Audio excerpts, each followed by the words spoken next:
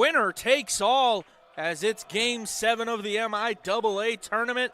And the first pitch is on its way, fouled off by Cooper Mills. More of the same out of him, different game, same Mills. Exactly what he did in the first game. Following off down the first base line over and over again. Here's it's the number 1 seed versus the number 4 seed. Bulldogs come in holding the higher seed. They were away in the first game. They're taking home field advantage in this one. An advantage that hasn't played a big role thus far in this tournament. As that's going to be strike 2 looking for Cooper Mills. On the mound for the Bulldogs is Brock Shoemaker. Third time we've seen him in this tournament. It's outside for ball 2. Brock Shoemaker enters pitching 2/3 innings pitched with giving up 2 hits to go along with 1 strikeout. He's thrown 14 pitches thus far in the tournament. 2 7-pitch outings for Shoemaker so far.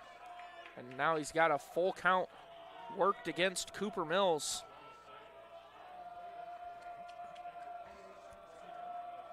The payoff pitch swung on and driven to right field. Ryan Davis over there at second, unable to make a play. Of course, moving him out of third for this game as want to keep the bat in the lineup, but don't want to put his arm at risk trying to throw across the diamond.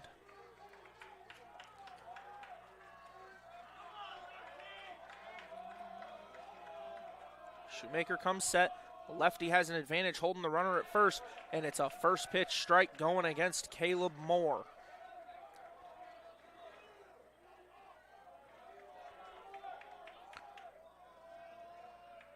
Shoemaker comes set. Pickoff attempt. Mills back there safely.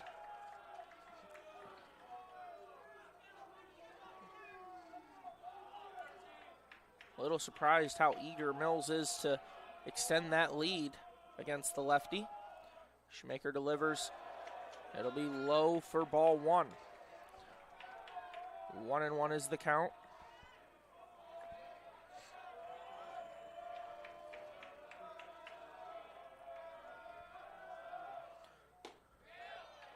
Outside ball 2.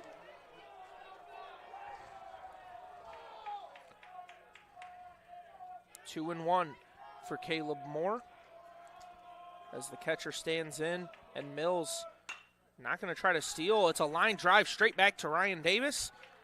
Flips in and out of the glove as he was trying to transition over for a play at first. So there's 1 down for Brock Shoemaker. Now up Ryer Reinhardt, the first baseman for the Hornets. He's played great defensively outside of an error he committed in the last game. He'll stand in. Shoemaker already over 10 pitches in this game with only 1 out. Using a lot of pitches to work with these batters. Second offering skipped in the dirt. Great job blocking it by David Kedrow. And we're going to have time here as Kedrow is going to come out and talk to Shoemaker. So we'll take a look at the fielders for Adrian College. You got Shoemaker on the mound as Kedrow is his catcher. Burns at first with Davis at second. And then we got Bruder at short, Jimenez at third.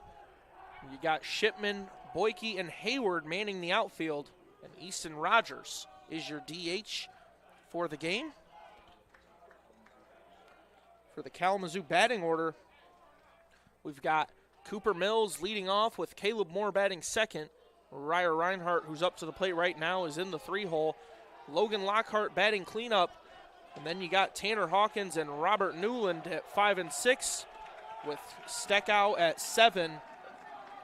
And then Pricing and Kelly rounding out the order at 8 and 9.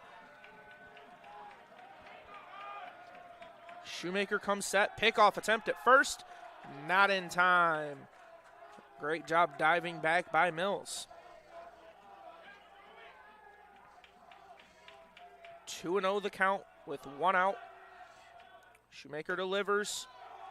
Outside, ball 3.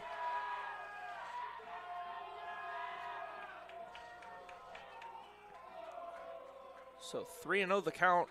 Don't expect Reinhardt to swing here, as he'll watch in strike 1. One of those unwritten rules of baseball. You almost never see a player swing at a 3-0.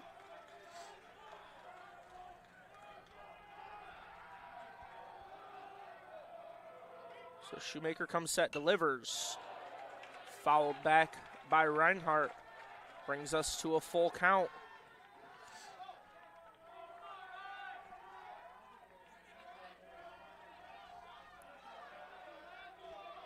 Reinhardt comes set.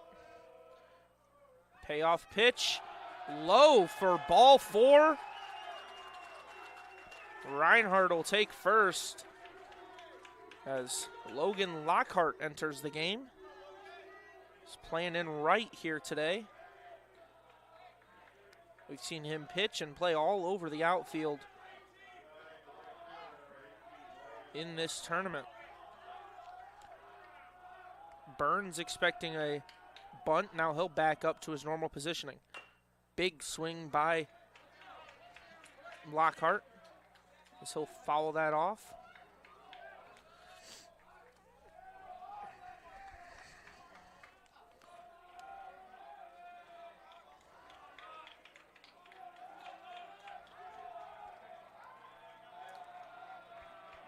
Shoemaker comes set. Check on second, delivers outside, ball 1. A lot of chirping taking place between the two dugouts.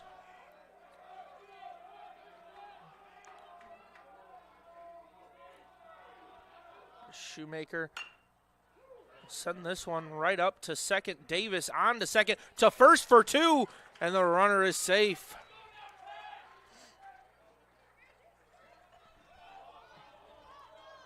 Chance at 2 as the ball was slapped on over to Ryan Davis.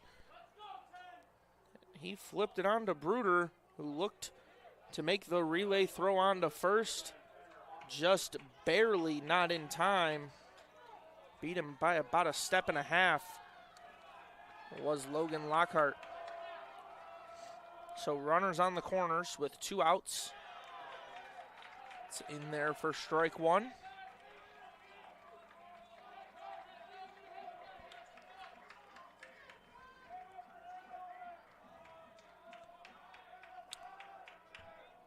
Shoemaker delivers, swung on, rolled over to Jimenez.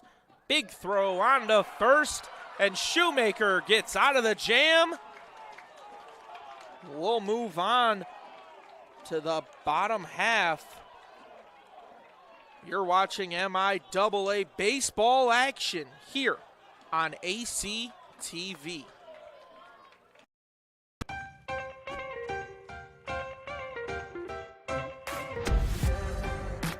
I'm a special ed social worker. And I'm a third-year public affairs major. I'm an action filmmaker. I'm a recent graduate from Michigan State University. I'm an underwater cinematographer.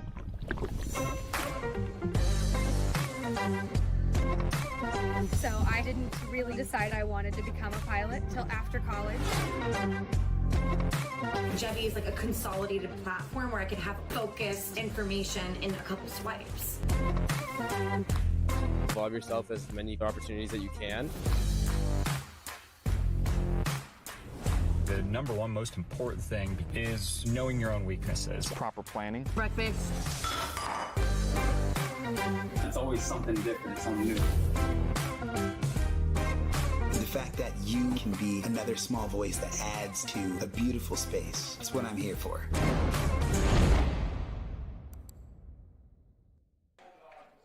Robert Algren on the mound for the Hornets. It's going to be the second time we've seen him in this tournament. He's got 1 inning pitched and 3 strikeouts.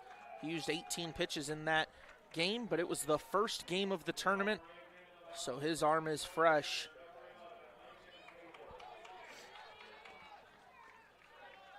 As the Bulldogs step in, it's going to be Lincoln Hayward leading them off, playing out in right.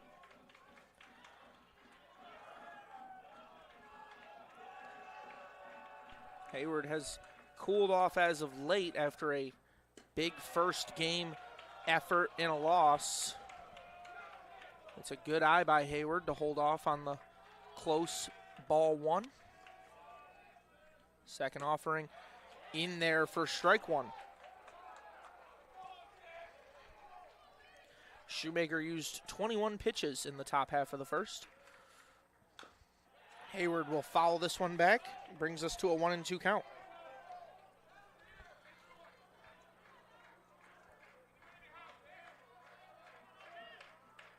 Hayward stands in outside, ball two.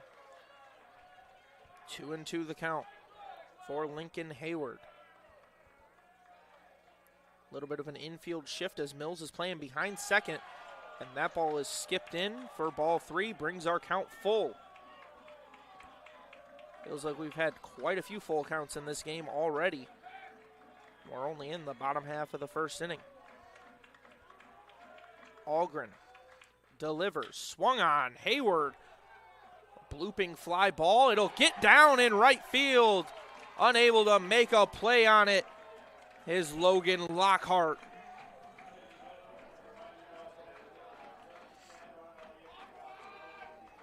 So taking a look here at the Bulldogs batting order, it's going to be Lincoln Hayward with Nick Bruder batting second, Ryan Davis batting in the 3-hole. Playing second, he had a stellar game on the mound. We'll tell you about that in a little bit. David Kedrow batting cleanup. Easton Rogers hitting 5th with Burns at 6th, Shipman at 7th, Jimenez at 8th, and rounding it out is Jack Boyke in the 9-hole. As that's going to be a foul ball by Nick Bruder there.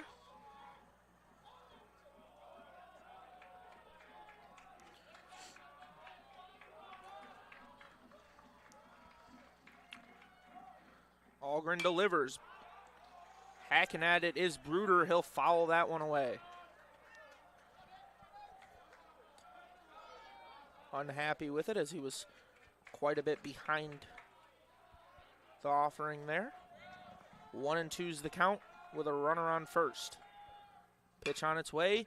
It's going to get down the third base line. Hayward round second on his way to third. Bruder going for 2.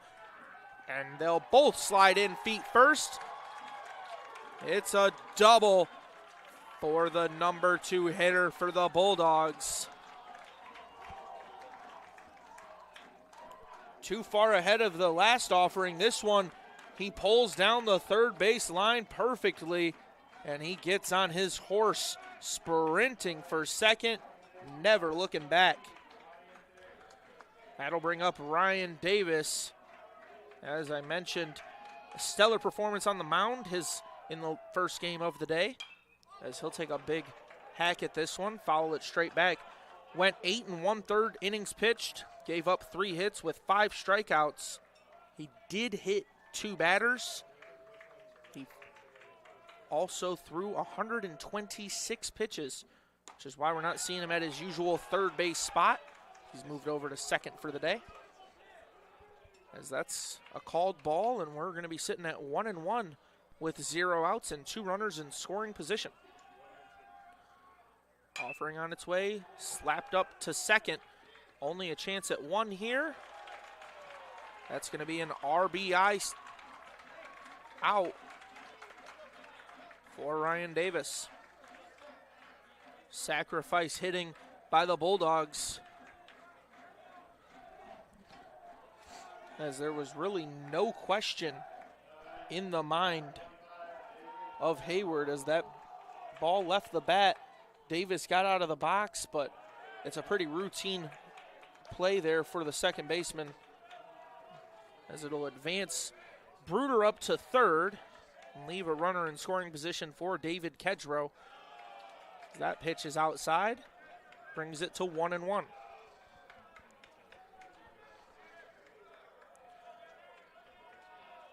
Algren Delivers. It's going to be chopped straight into the ground. No play at home. On to first for the out. As that's a 5-3 put out, but an RBI for David Kedrow.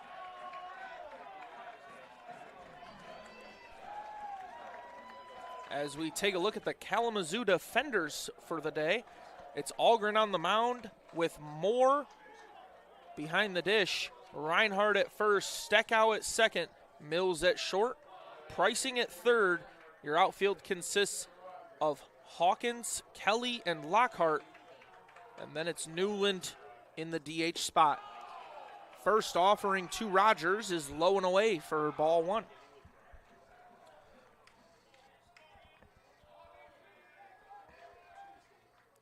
Delivers a second pitch in there for strike one.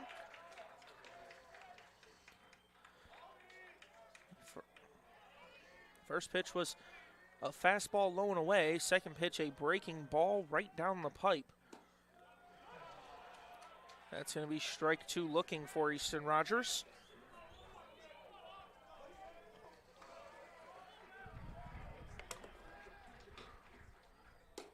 This pitch runs inside on Easton Rogers. They'll say he doesn't go. I'd like to quickly remind you that this is winner take all. Bulldogs lead 2-0 as they opened the first frame of the last game with 2 runs. They've already duplicated that here today.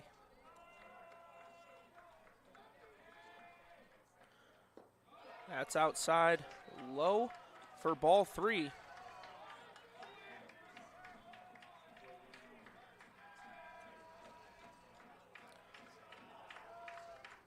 Algren delivers the payoff pitch low for ball 4, and Easton Rogers will take first.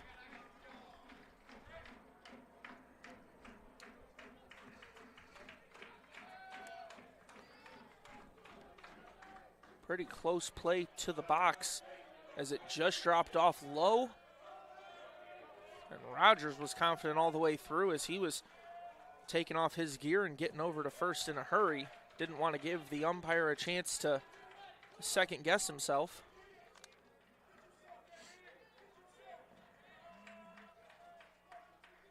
Algren delivers outside, low and away. Brings us to a 1-1 count.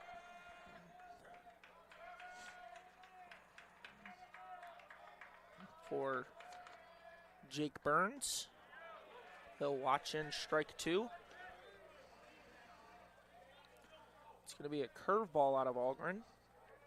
He's had good control on the breaking balls. It's the fastballs that he's lost his control on a little bit. This is going to be slapped to center field. And due to the shift, it's going to be a pretty easy play for the Bulldogs getting on base. It's always hard when you shift your defense and the batters are able to find the hole. Great job by Jake Burns with some 2-out hitting.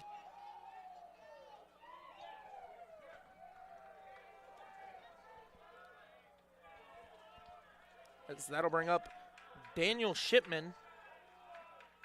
We've gone through 6 batters already. This is our 7th. Here in the bottom of the first for the Bulldogs.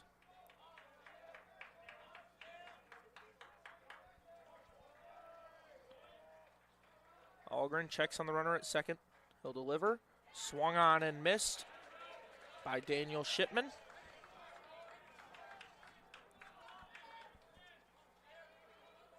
Shipman trying to clobber the ball here.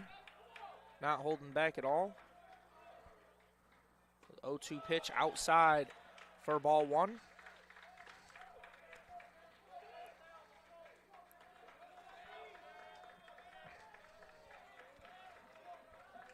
We got Burns at first, Rogers at second. It's a 1-2 count with 2 outs. As Algren delivers, swung on and missed. He tried to take it over the fences, and Daniel Shipman is sat down, swinging.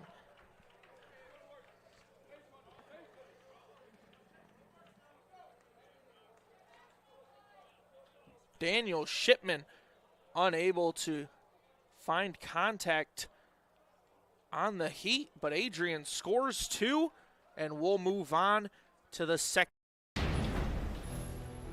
10 years ago, Adrian College Television set out on a mission to bring the excitement, the passion, and the unforgettable moments of Bulldog athletics to fans everywhere. From the field to the court, from nail-biting finishes to championship victories, ACTV has been there to capture it all.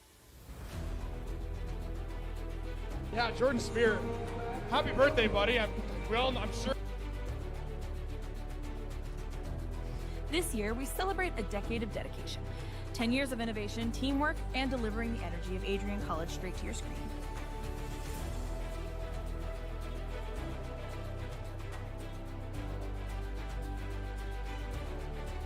Here's to the next chapter of ACTV, because at Adrian College, the story is just beginning.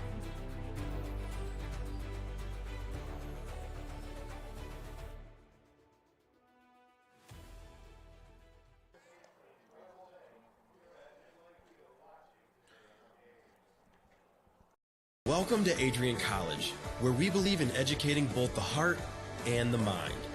With over 100 innovative academic programs and 10 cutting-edge institutes, you'll find a path that's right for you. Join our vibrant community of over 50 athletic teams and discover why we're recognized as a U.S. News & World Report Most Innovative Institution. Adrian College, where passion meets purpose. Your future starts here. We've finally gotten around to updating our scoreboard. Bulldogs are the home team, so they have changed place on your screen, but nothing has changed in terms of the stats. Bulldogs still up 2-0 over the Hornets here in Game 7 of the MIAA tournament. This is rolled over onto Bruder, 6-3, and Newland is sat down. DH unable to beat out the throw there.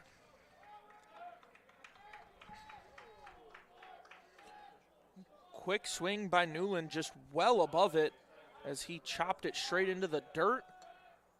And Bruder with a rifling throw onto Burns. Brings up David Steckow, the second baseman, who will stand in against Shoemaker. Big swing by Steckow. Unable to make contact, so Shoemaker goes up in the count. 0-2.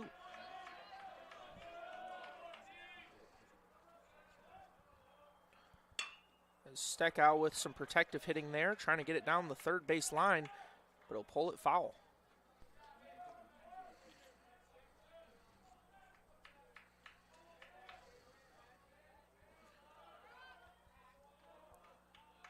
So Shoemaker on the mound. He left the first inning with 21 pitches, which seemed like a lot. Algren left the first inning with 30. Just trying to overdo Shoemaker in pitch count. The lefty delivers. Swung on and flied out to left. Shipman tracks it. And that'll end the excitement for Steckow. He'll go take a seat. That's 2 down for the Hornets. Took Shoemaker 21 pitches to get 3 outs in the first inning. He's 6 pitches through and already with 2 outs, as well as a first pitch strike facing off against Pricing.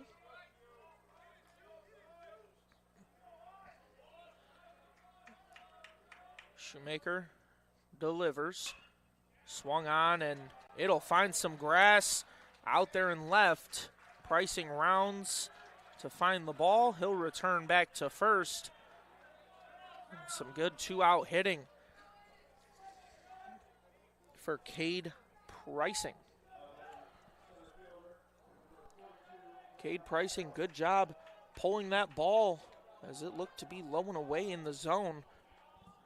He was able to stretch out there and get some good contact on it,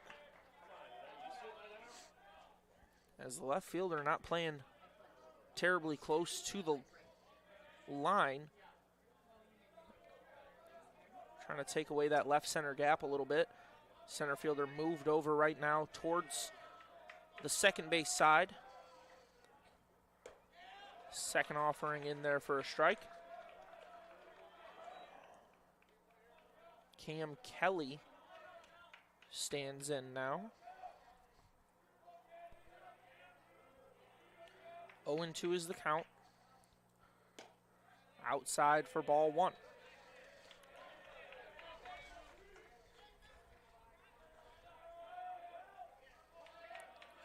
Shoemaker seems to have settled down, hitting his spots a lot better as of late. 1-2 pitch. Gonna be ball two.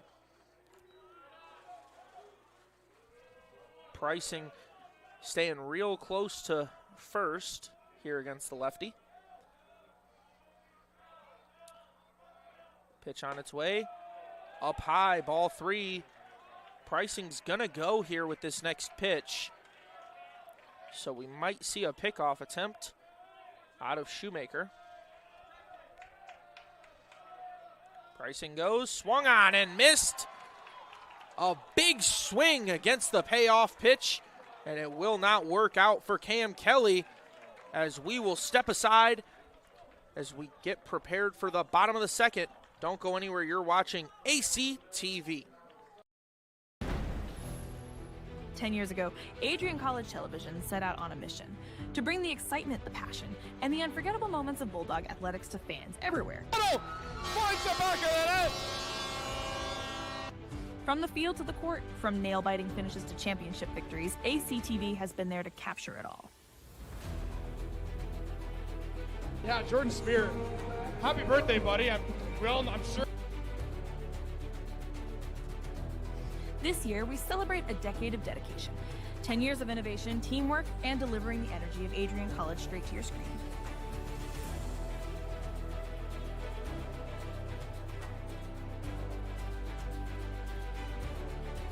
Here's to the next chapter of ACTV, because at Adrian College, the story is just beginning.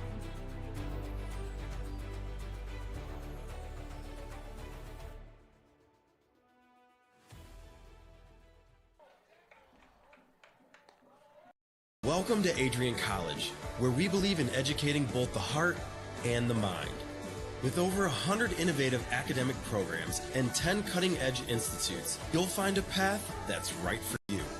Join our vibrant community of over 50 athletic teams and discover why we're recognized as a U.S. News & World Report Most Innovative Institution.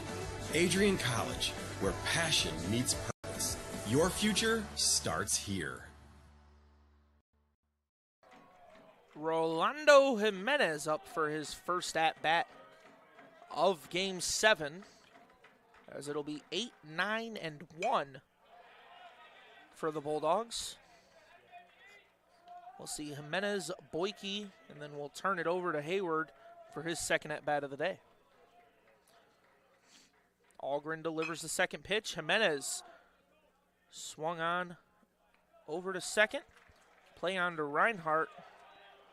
They'll put Jimenez away, so that'll bring up Jack Boyke, the 9-hole hitter.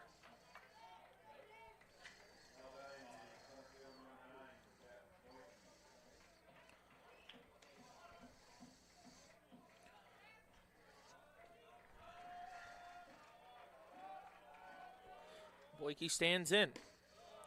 It's a first pitch ball.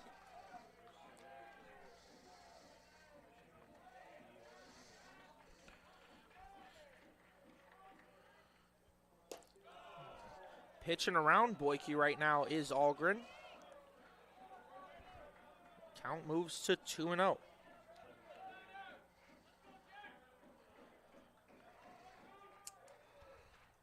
Two-0 pitch inside for ball three.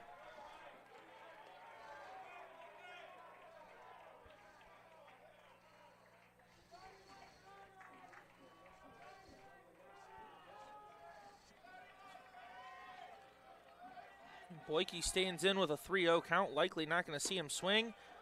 And he thought it was a ball, but it's strike one looking for Jack Boyke.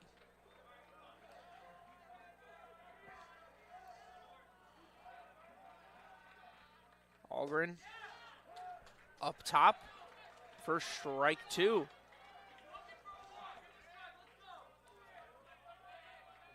Boyke trying to convince the umpire it's a ball before he can make his call. It's the payoff pitch. And it's strike 3 looking for Jack Boyke. Didn't blink at a single pitch. And he'll go down on strikes.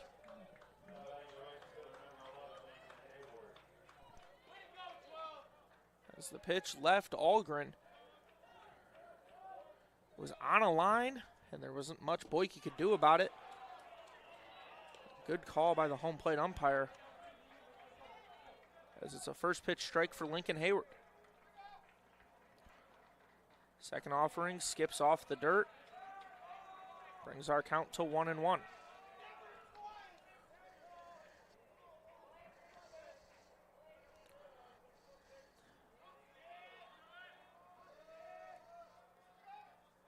Algren comes set, delivers inside for ball 2. Hit off the leg of Moore, caught his knee guard. 2-1 is the count with 2 outs. Hayward watches in strike 2. Brings us to 2-2. Bulldogs with a big first inning, but Algren has a chance to retire the side here. 2-2 pitch, swung on and fouled off.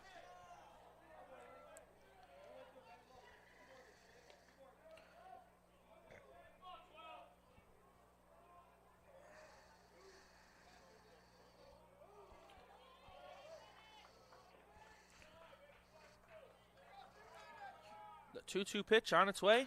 A big foul ball by Hayward. If it would have stayed fair, it would have had a chance at carrying over the wall. Just pulled it a little too far.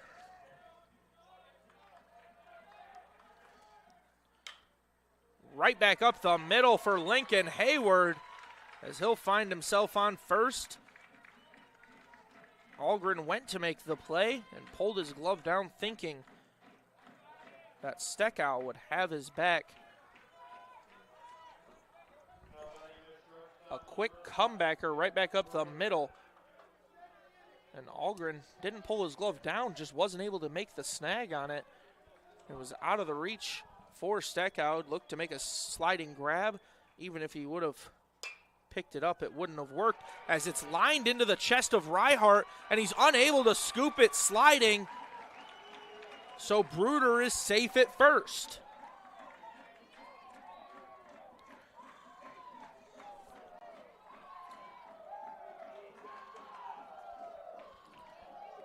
Just ripped into the chest of Reihart, who went down on all fours to make the grab, and when he slid to pick it out of the dirt, he couldn't grab it cleanly before flipping it on to Algren, so he ate the throw. Runners are safe at first and second, as it's a first pitch ball, facing off against Ryan Davis.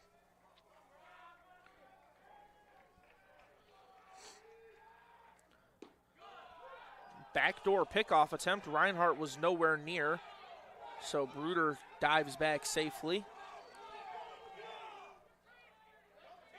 It's 1-1 is the count. And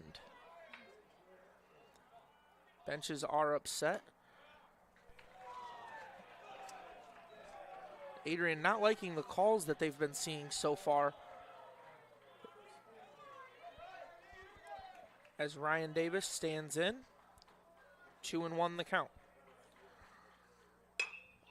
It's going to get over the third baseman's head. Rounding third and coming home is Hayward. And runners are safe at the corner, as it's an RBI single for Ryan Davis.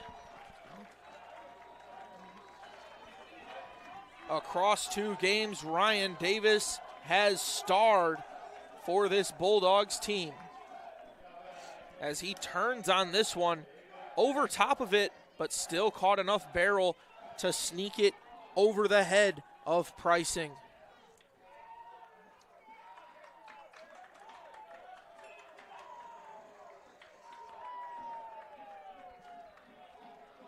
Fantastic two-out hitting for the Bulldogs as all the base runners have come with 2 down. Kedro now up. Stands in with an 0-1 count. Fouled back by Kedro.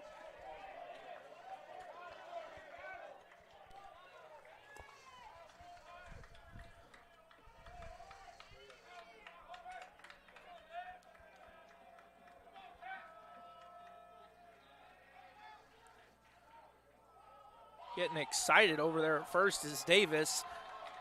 So Algren will step off the mound. Have a quick timeout with Moore as the Tuttle dugout is getting rowdy. Bulldogs jumping up and down, trying to keep Algren shook on the mound.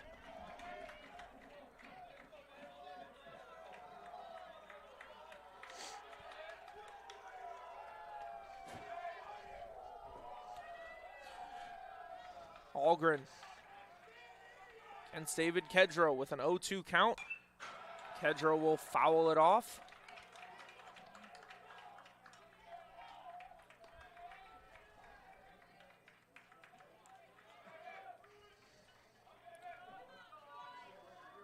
Davis stands at first, Bruder on third. This is a high fly ball by Kedro, but camping underneath it for the putout is Hawkins. As we take a quick look here at the RBI single from Ryan Davis. He turned on it well, and it was a great job, great effort made by Pricing to leap for it, but it'll put the Bulldogs up 3-0. And we'll see you back here shortly. Don't go anywhere. You're watching ACTV. Adrian College is shaping the future of higher education and leading the way in innovation and excellence. Ranked first in most innovative schools and second in best value in undergraduate teaching in the Midwest by U.S. News and World Report, Adrian College is recognized for its commitment to innovation, quality education, and affordability. Offering 71 undergraduate programs, 13 graduate programs, and a 1-to-15 faculty-to-student ratio, our students receive personalized attention and a cutting-edge education. With state-of-the-art facilities, 10 academic institutes, and 50 competitive sports teams, Adrian fosters growth both inside and outside the classroom. From small class sizes to championship-level athletics, we provide the tools and experiences you need to succeed. Join a community that prioritizes your success. Start your journey with us, where your potential is realized. Discover Adrian College. As we're back with Shoemaker on the mound. No changes so far as we prepare for the top of the third. Bulldogs are up 3-0 as they've had 6 hits to Kalamazoo's 2. Cooper Mills will lead off the third. It'll be Mills, Moore, and Reinhardt in that order. First pitch on its way, rolled over to Jimenez, who will rifle it across the diamond for the 5-3 putout. 1 pitch and 1 out for Brock Shoemaker, about as efficient as you can get.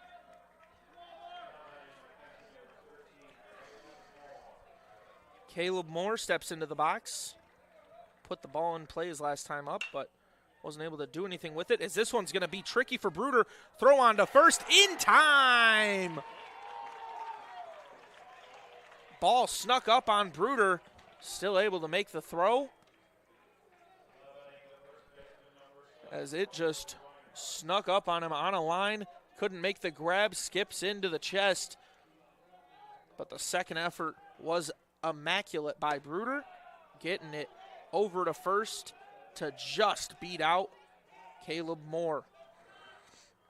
First baseman Ryer Reinhardt now up to the dish. 1-0 the count, now 1-1.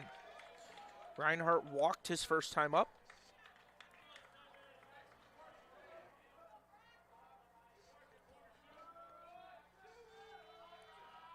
Shoemaker taking his time. Now he'll deliver.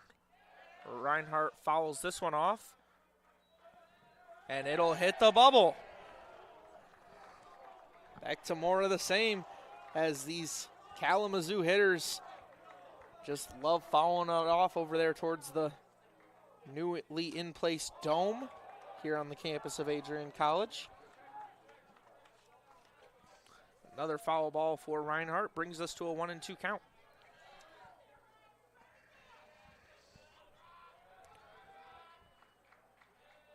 Shoemaker delivers outside, ball 2.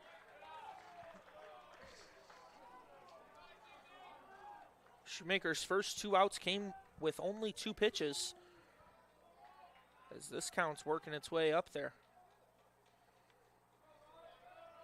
Shoemaker delivers off the dirt. Kedra will walk over to pick it up.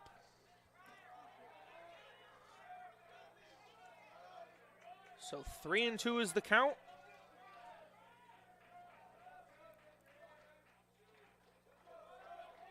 Shoemaker will take his time, not rushing through his mechanics.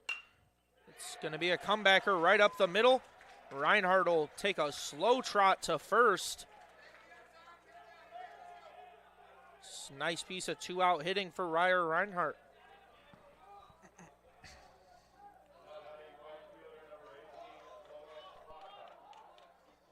Good job by Reinhardt to just lace it up the middle. And Shoemaker just getting out of the way. An awkward position to be at if you're a lefty with the angle the ball was coming in on him. That brings up Logan Lockhart with a runner on first. Reinhardt dancing around over there. It's going to be swung on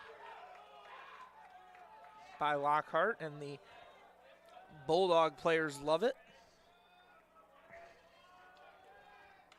1-1 the count. Delivers down the third base line. It'll go into the Bulldogs bullpen. That's a foul ball.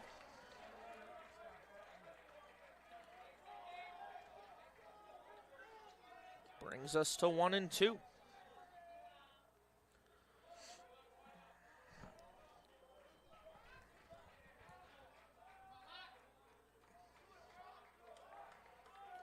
Shoemaker comes set. Checks on the runner at first, delivers. Swung on and missed. Shoemaker gets out of there on strikes as he sits down Logan Lockhart. An exciting strikeout for Shoemaker, burying it past Lockhart as we'll step aside. Don't go anywhere. You're watching ACTV. Adrian College is shaping the future of higher education and leading the way in innovation and excellence. Ranked first in most innovative schools and second in best value in undergraduate teaching in the Midwest by U.S. News and World Report, Adrian College is recognized for its commitment to innovation, quality education, and affordability. Offering 71 undergraduate programs, 13 graduate programs, and a 1-to-15 faculty-to-student ratio, our students receive personalized attention and a cutting-edge education. With state-of-the-art facilities, 10 academic institutes, and 50 competitive sports teams, Adrian fosters growth both inside and outside the classroom. From small class sizes to championship-level athletics, we provide the tools and experiences you need to succeed. Join a community that prioritizes your success. Start your journey with us, where your potential is realized. Discover Adrian College.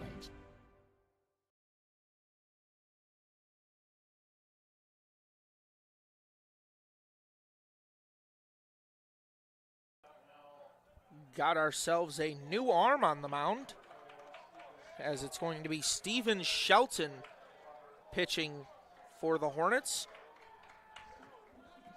Quick look at his numbers on the season.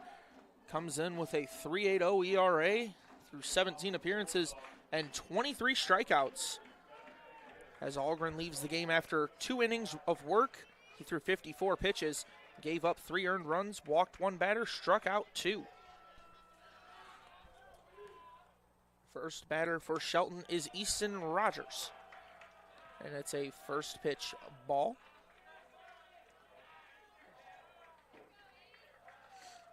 Easton Rogers has a walk so far on the day.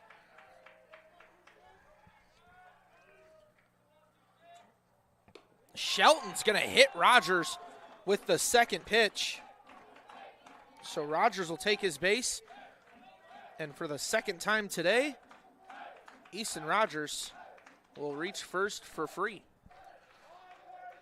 As it's just a fastball right into the elbow guard of Easton Rogers.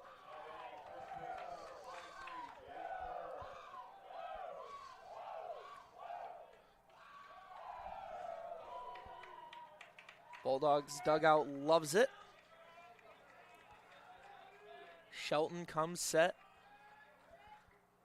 Delivers the first offering in the dirt. Great job blocking it by Caleb Moore. It'll hold Rogers at first.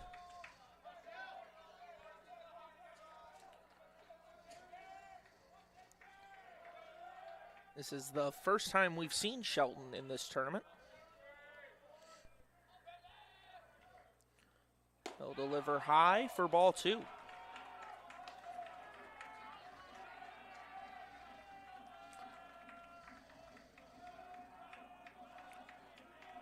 Two knows the count with a runner at first.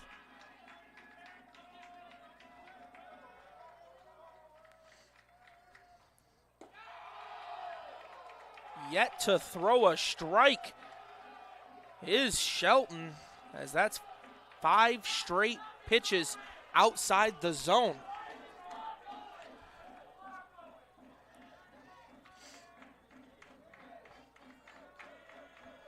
The Tuttle dugout is rowdy as Shelton comes set on the mound. He'll deliver the 3-0 pitch right down the pipe. That'll bring us to 3-1.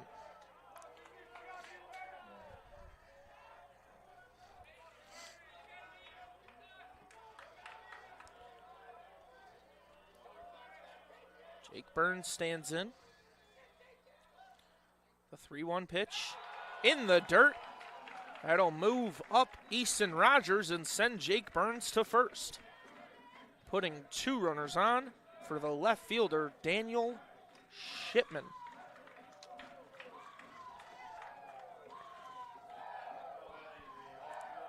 Would not be surprised to see a bunt laid down here, assuming Shelton gets the pitch in the zone.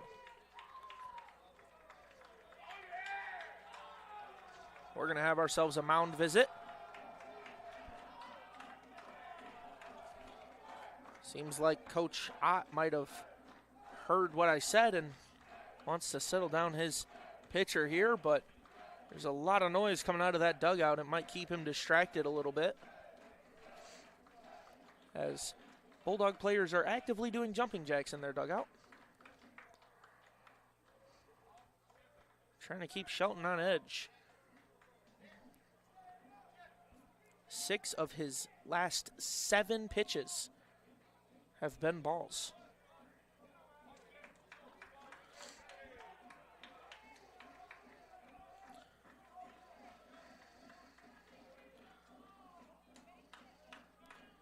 Interesting. Shelton has been pitching this whole time as if runners are not on base. I don't think I've seen him check over once at either runner.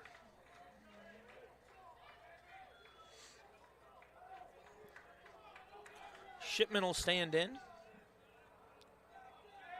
Once again, would not be surprised to see a bunt here, and he'll show it right away. Right back at the pitcher. No one covers second, so they'll take the easy out at first, and Shipman advances the runners station to station. Great job laying down the bunt by Shipman as he put it right back into the pitcher's lap. It was a high pitch, too. Shipman pulls that back, likely ball 1.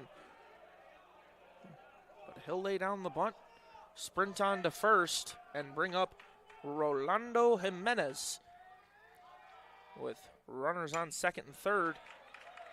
Jimenez, very eager when he steps into the box, likes to take swings early in the at-bat. Brings him to an 0-1 count after that foul ball.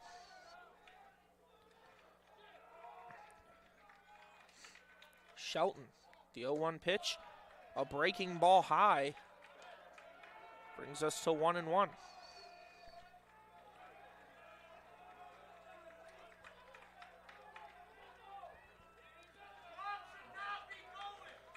Infield is in tremendously. They are not letting an infield hit get the run home, as Jimenez will foul this one back. However, with the infield in, one of those shallow bloopers is almost guaranteed to get Jimenez to first, because the outfield is still playing back.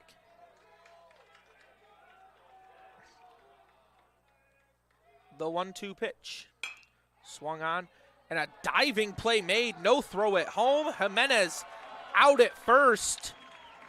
But that's going to be an RBI sacrifice swing for Rolando Jimenez.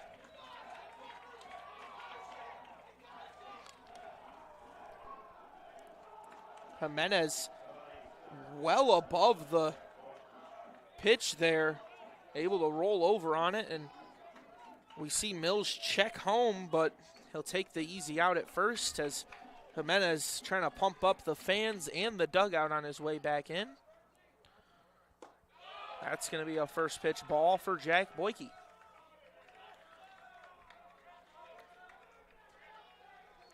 Boyke thought he was walked last time, and just about every pitch he's seen thought it was a ball. As the count is 1-0. Big swing by Boyke. Able to swing big when the count's 1-0, as you're not worried about striking out as much.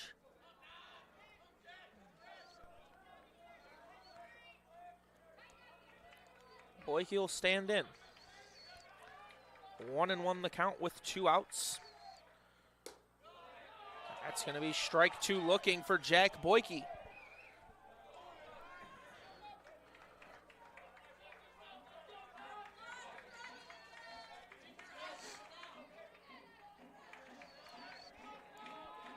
One and two's the count with 2 outs and a runner on second.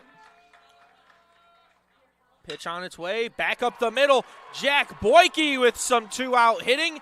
He'll round first and stay as the runner rounds third and comes across home. That's Jake Burns.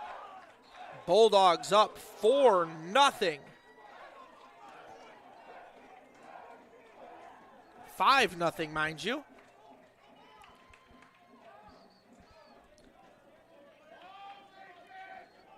Great piece of 2-out hitting by Jack Boyke as he'll shoot one up the middle. And there was no looking back for Jake Burns, sprinting his way in as the outfield was playing too deep to make the throw even a contest. First pitch off the turf against Lincoln Hayward.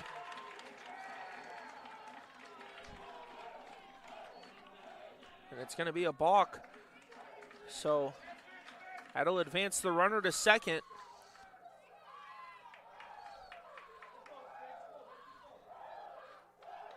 Let's try this again. First pitch of the at-bat.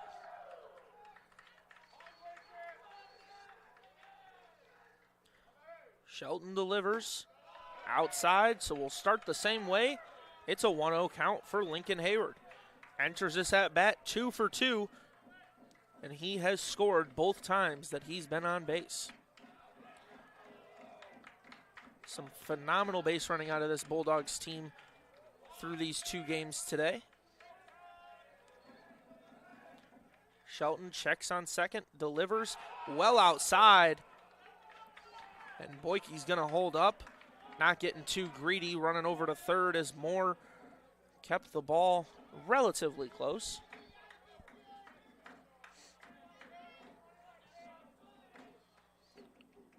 Shelton taking his time.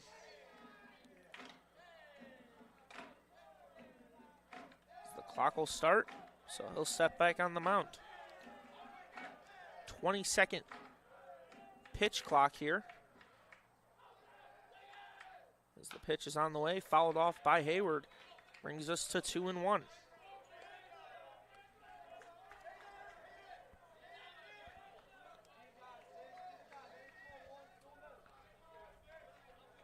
Shelton getting shelled since he's come on here.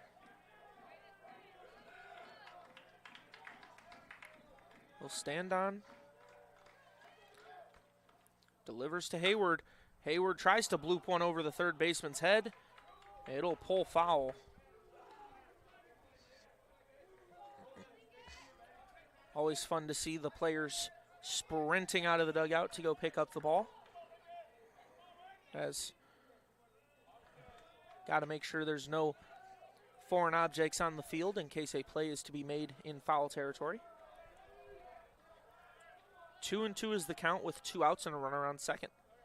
Shelton delivers. Outside, ball 3.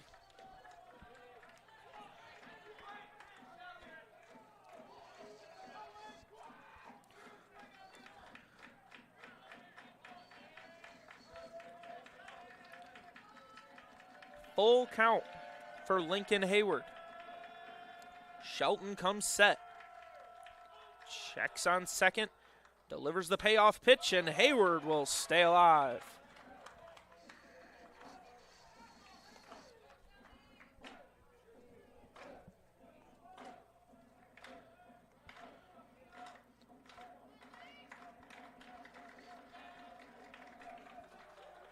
Stephen Shelton.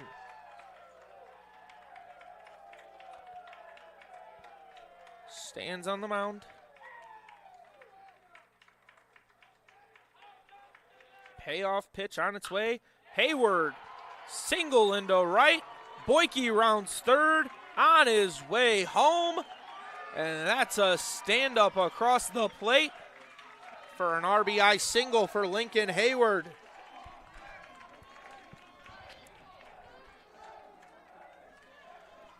No doubt about it, when it left his bat, Lincoln Hayward knew he was on first, as it's a line drive into shallow right. Exciting part is watching Boyke run the base paths with that speed, as Shelton won't get through his first inning of work.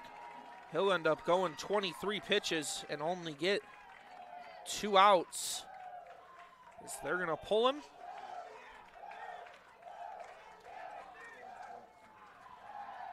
So we'll step aside to let the reliever warm up. Don't go anywhere. You're watching MIAA tournament play here on ACTV. 10 years ago, Adrian College Television set out on a mission to bring the excitement, the passion, and the unforgettable moments of Bulldog athletics to fans everywhere.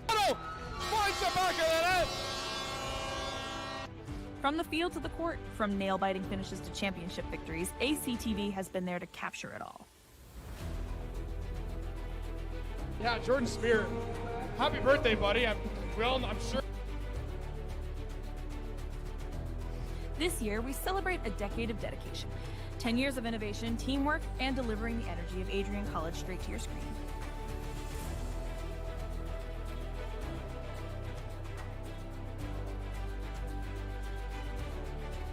Here's to the next chapter of ACTV, because at Adrian College, the story is just beginning.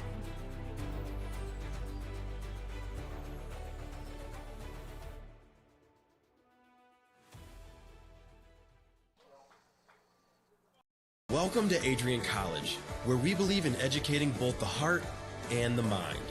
With over 100 innovative academic programs and 10 cutting-edge institutes, you'll find a path that's right for you.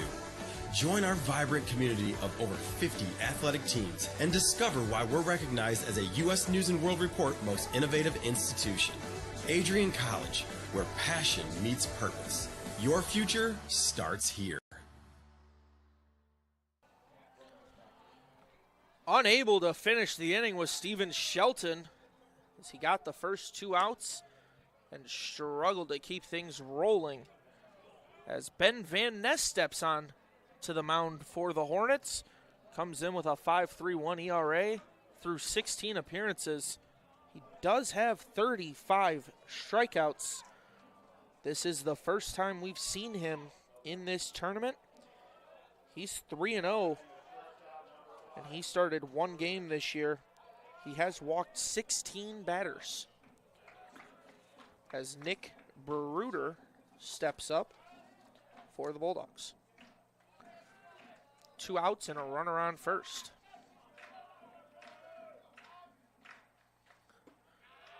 That's ball 1, as this is our 3rd time through the Bulldogs batting order. In just the bottom of the 3rd. Working through the order quickly. Getting as many at-bats as possible as this Bulldogs team.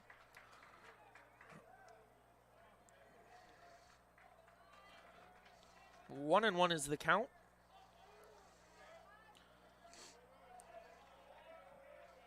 Van Ness checks on the runner who will go. Ball in the dirt. Play at second and not in time. A great steal by Lincoln Hayward.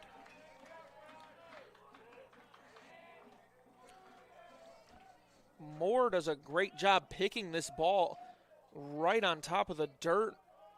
And his pop time just a little too slow to catch Hayward over there stealing second. Strike 1, or strike 2, mind you, as it broke pretty well inside on the hands of Bruder.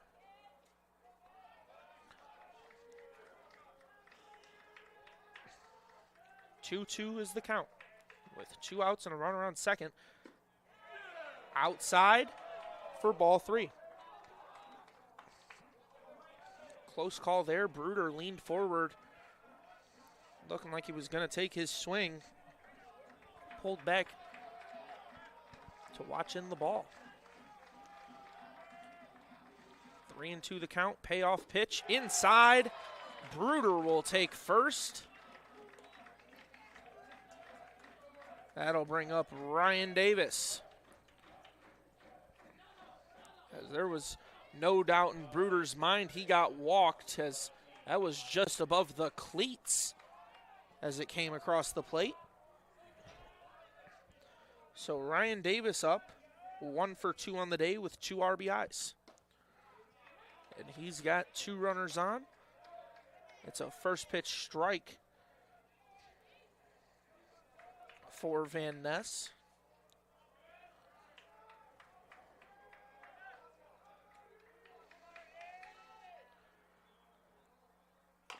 This one going to be chopped right back up to Van Ness.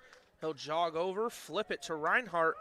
Davis can't beat it out in time, so that'll strand 2 runners on as Van Ness comes up and gets him out of the inning. Don't go anywhere as you're watching MIAA tournament action here on ACTV.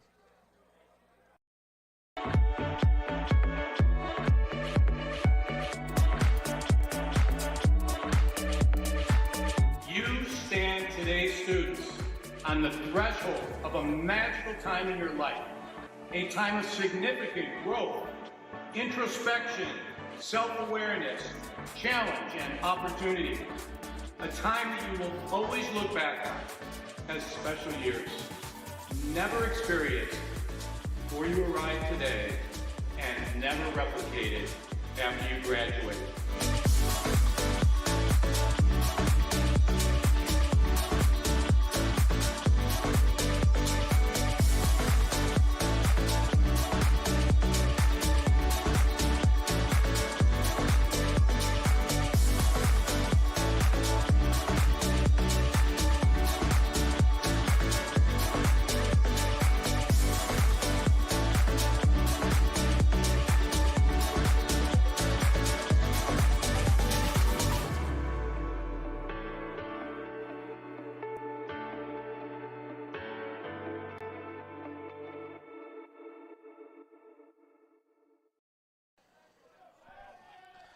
Welcome back as we get ready for the bottom of the inning. Top of the inning, mind you. It's going to be number 10, Tanner Hawkins, the left fielder, standing in against Brock Shoemaker.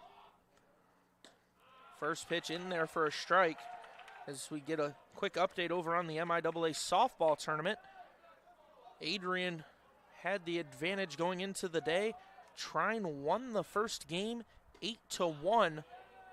And in game 2, Trine currently sits up 9-2 in the top of the 6th. Of course, that is a 7-inning contest. As this is right up under the glove of Rolando Jimenez. So it's a lead-off hit for the Hornets. That'll bring up Robert Newland, designated hitter for this contest. He'll stand in with Hawkins at first. It's a bunt laid down, and Jimenez having the wherewithal to charge that ball and pick it while it was in foul territory. It looked like it was dancing around that line a little bit.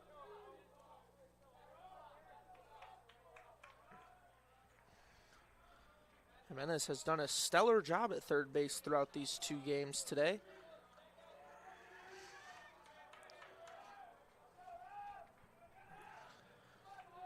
Shoemaker delivers inside for strike 2. That gets rid of the bunting opportunity for Newland.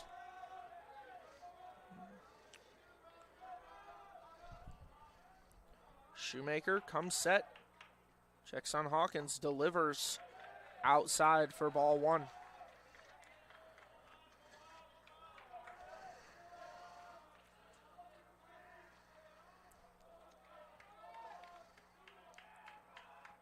Shoemaker around 55 pitches so far in this game as Newland skies this one to left field.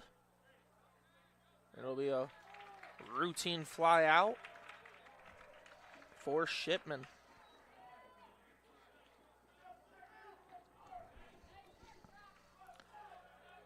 That'll bring up the second baseman, David Steckow.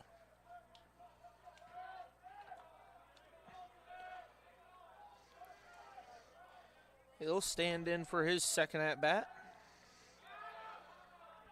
0 for 1 on the day, as it was a pickoff attempt back at first, and Hawkins a little shaken up. So he'll shake that one off. He's good to go, though.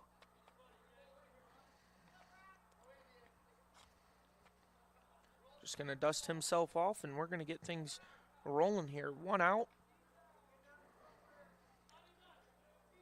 against David Steckow with a runner on first. Shoemaker delivers in there for strike 1.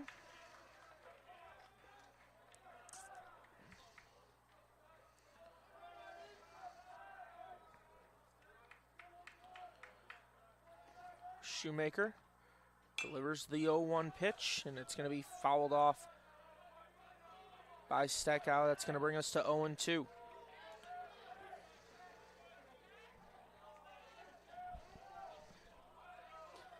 Oh, 2 is the count with Hawkins at first.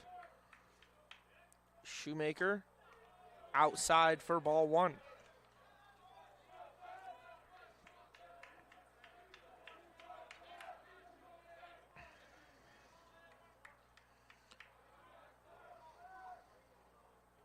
Shoemaker with patience on the mound today. That's going to be ball 2. Brings us to a 2-2 count. There's a close play around the zone there. Shoemaker sends this one up the middle. Bruder to Davis on to first. A 6-4-3 double play gets Shoemaker out of the inning.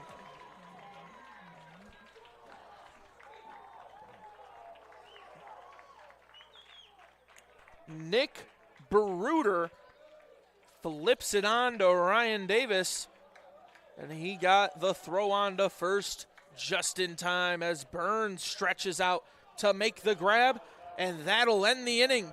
Don't go anywhere. You're watching ACTV. Adrian College is shaping the future of higher education and leading the way in innovation and excellence. Ranked first in most innovative schools and second in best value in undergraduate teaching in the Midwest by U.S. News and World Report, Adrian College is recognized for its commitment to innovation, quality education, and affordability. Offering 71 undergraduate programs, 13 graduate programs, and a 1:15 faculty to student ratio, our students receive personalized attention and a cutting-edge education. With state-of-the-art facilities, 10 academic institutes, and 50 competitive sports teams, Adrian fosters growth both inside and outside the classroom. From small class sizes to championship-level athletics, we provide the tools and experiences you need to succeed. Join a community that prioritizes your success. Start your journey with us, where your potential is realized. Discover Adrian College. Brock Van Ness, he gets ready for his first full inning of work. Very interesting arm slot for Van Ness. Goes over top of his head and comes with a downward action with his delivery.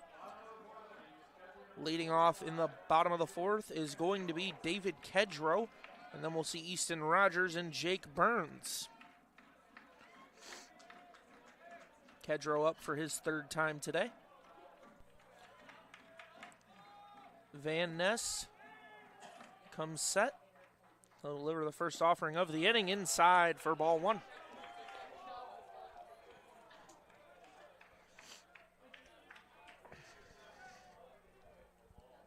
Despite not having very many students on campus, the turnout here in Nicolay Field has been pretty well throughout this tournament.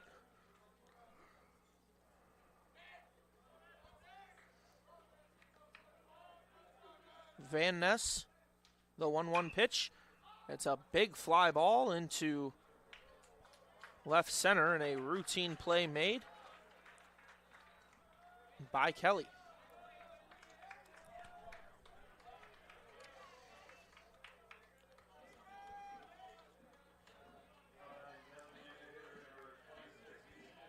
Easton Rogers will step in, and we've just gotten word that Trine is the MIAA softball champion. It's a first pitch ball for Easton Rogers.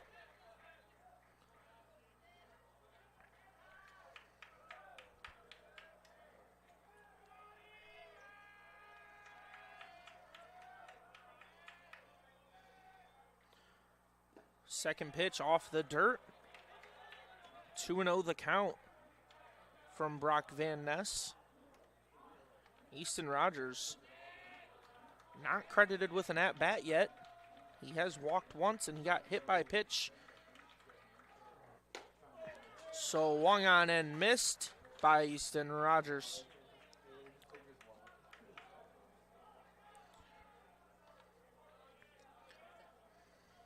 So 2-1 the count.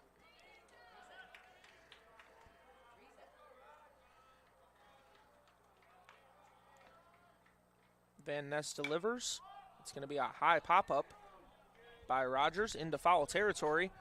Tracking it and unable to make the grab, falling over was Caleb Moore. As he called off Pricing. And Pricing might have had a better angle at the ball. Just didn't take command of the situation.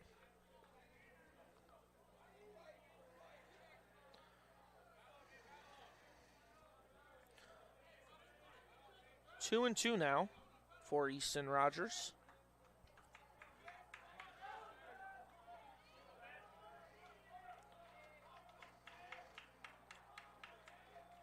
Van Ness delivers inside for ball three.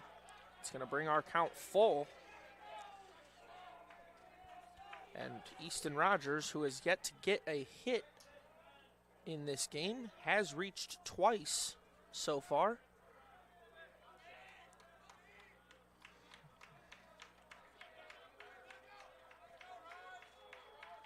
Brock Van Ness delivers.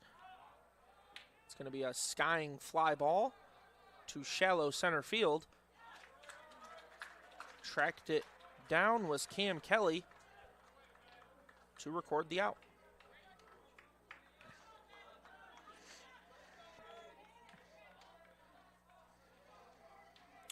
With 2 outs, Jake Burns steps into the batter's box. No one on for Burns. Steps in going 1 for 1 with a walk on the day. This is his 3rd at bat. He'll roll over the first offering down the third base line. It'll go foul.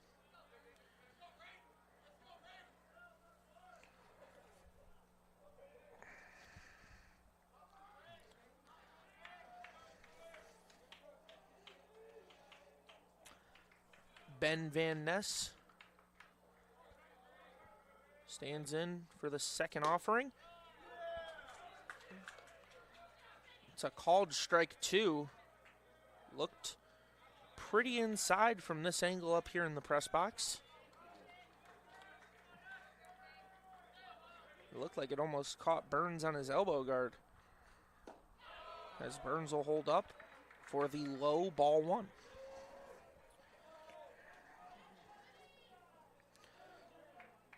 Ben Van Ness not scared to move through his pitch clock quickly. We'll offer this. And they're going to call Burns with a strike 3 looking as he got caught on the elbow guard. And it still called him out.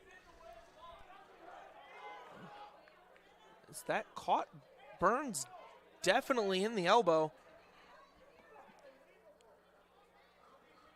And yeah, I mean, it hits him in the elbow guard unless the umpire's trying to say that he leaned into it. He's going to go down and talk with the first base umpire, and jogging in is the whole umpire crew as we try to figure out what's going on. Bulldogs have yet to take the field, and of course, the Hornets in a hurry to get off as trying to convince this umpiring crew that it was in fact a strikeout. So the conversation still continuing. It's been a pretty exciting day for the Bulldogs as they sit up 6-0. As they've had 8 hits and doubled the hits for the Hornets. As we will see this one more time, it comes in, and I think even if it doesn't hit Burns on the elbow guard, it might have been a pitch you could have called a ball. As we'll step aside, you're watching MIAA tournament play on ACTV.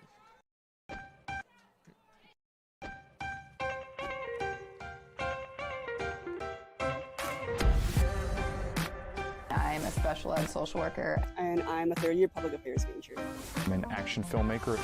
I'm a recent graduate from Michigan State University. I'm an underwater cinematographer.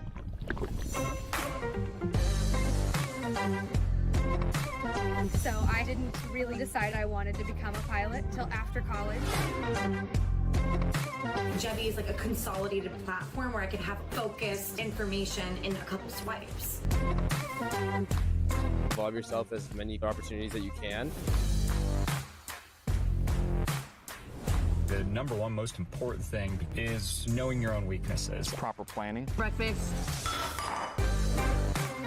It's always something different, something new. The fact that you can be another small voice that adds to a beautiful space. That's what I'm here for.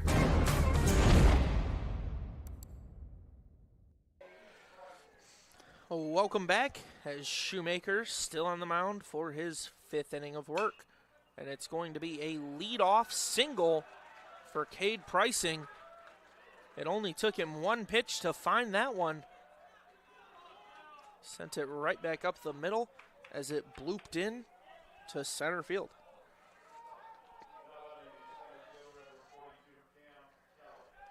That'll bring up the center fielder, Cam Kelly. Struck out his first time up. Shoemaker inside for ball one.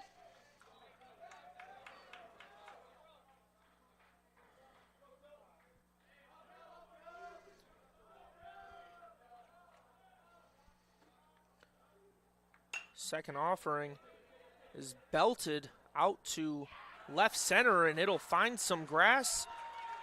Pricing moves up to second, and we got runners on through the first two batters. That'll put two on for Cooper Mills. It was a great piece of hitting inside on the barrel for Kelly. Still able to turn it into a single as it found the perfect spot in the gap where neither outfielder was able to get to it. Cooper Mills 1 for 2 on the day. It's his third time up. And time is going to be called by Kedgerow. He'll come out and have a quick little conference with Shoemaker. Best start to an inning we've seen so far for the Hornets. And it's really been the story all day, is that the Hornets have struggled to start an inning on fire. They've caught fire in a couple innings, but it's usually once they're already sitting with two outs. So runners on first and second, no one out. Count is 1-0. Second offering, bunted down. It'll advance the runner. Shoemaker throw on to first. And the ball squirts out. Runner runs home. And it's the first run of the day for the Hornets. It's Cade Pricing, as we'll have runners on the corners.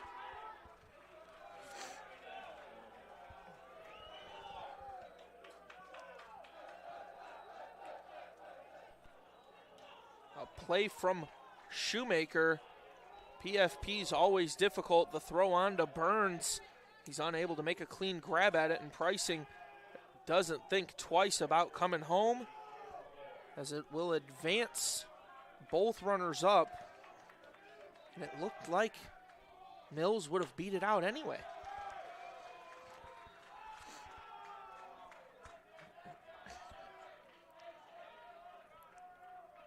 1-0 to Caleb Moore.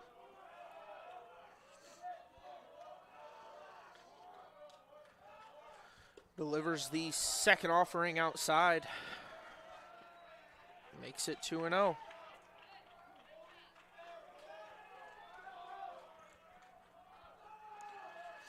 Runners on the corners. As this one's skied to left center, back at the track, diving play, and the outfielders take each other out. Boyke pops up, throws it in, and that's going to be a 2 RBI triple for Caleb Moore. The Hornets have come alive.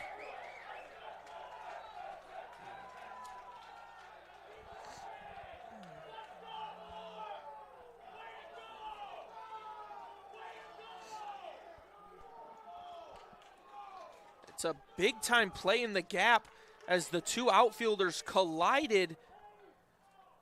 As Shipman went to make a diving play at the ball, he undercut Boyke. Luckily, Boyke was able to pop up in a hurry and relay the ball in. Holding the runner at third. 2 runs still came across.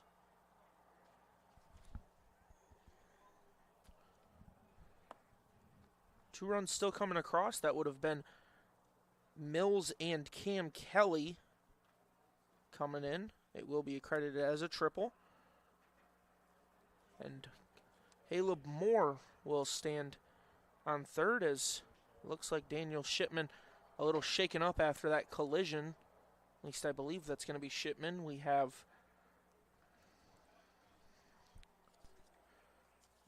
Cam Oliver going out to left field, getting his warm-ups in. Haven't seen him on the day, but he has played throughout this tournament. We're going to step aside for a short break. Don't go anywhere. You're watching ACTV. Welcome to Adrian College, where we believe in educating both the heart and the mind. With over 100 innovative academic programs and 10 cutting-edge institutes, you'll find a path that's right for you. Join our vibrant community of over 50 athletic teams and discover why we're recognized as a U.S. News & World Report Most Innovative Institution. Adrian College, where passion meets purpose. Your future starts here. Welcome back as Brock Shoemaker waits to take the mound. Cam Oliver has taken over in left. He did start and lead off the first game of the tournament against Kalamazoo as he went 1 for 5 and struck out once. A very speedy outfielder, not afraid to cause some mayhem on the base paths as he played against Calvin as well. Went 0 for 2 on the day before being pinch hit for.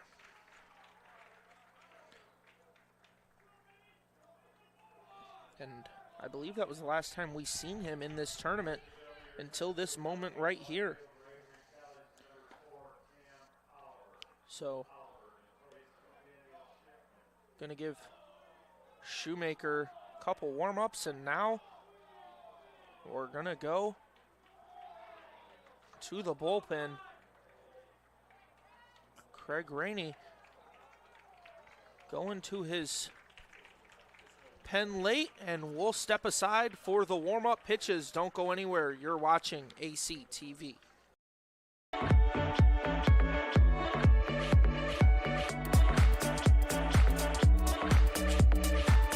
You stand today, students, on the threshold of a magical time in your life, a time of significant growth, introspection, self-awareness, challenge, and opportunity. A time that you will always look back on as special years. Never experienced before you arrived today, and never replicated after you graduate.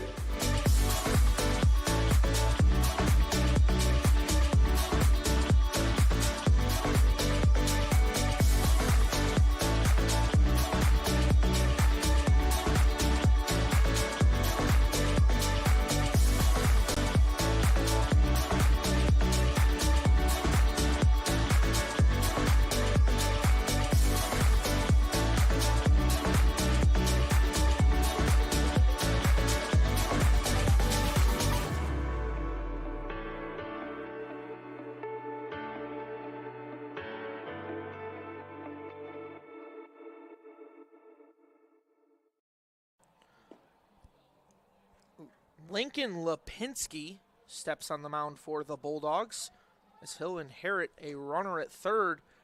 And the Hornets have come alive here in this 5th inning of work,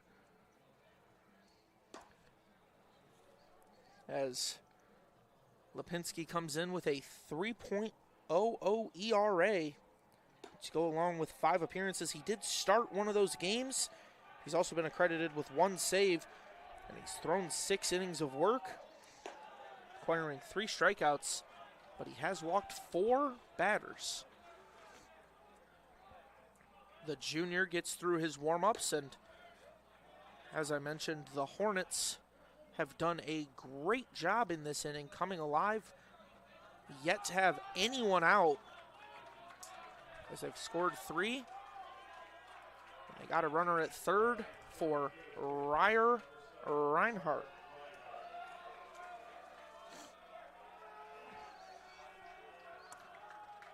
Lipinski's first offering, a breaking ball in there for strike 1.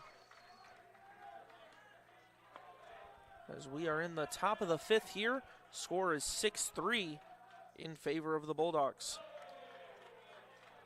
Second offering outside brings us to 1-1.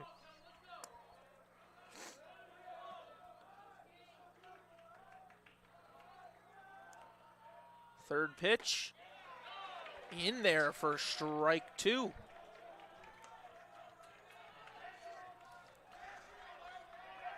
Looked like it broke inside on Reinhardt. As this one's fouled back. Reinhardt just staying alive. Can say whatever you want about the strike zone. It's been relatively consistent inside. As Reinhardt skies this one to right field. On his horse is Hayward. But it'll trail out of the field of play.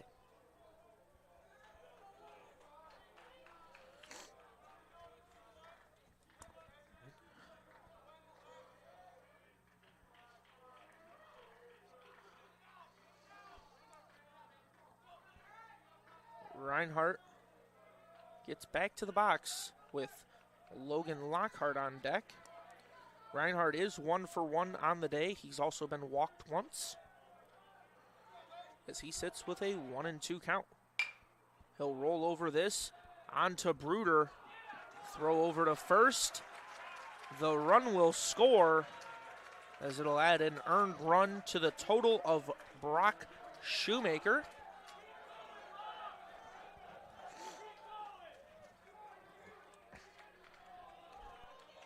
Pretty well over top of it was Ryer Reinhardt as he skipped it right into the dirt. But Bruder with a phenomenal throw on to first. It's a 1-0 count for Lockhart. Now 2-0.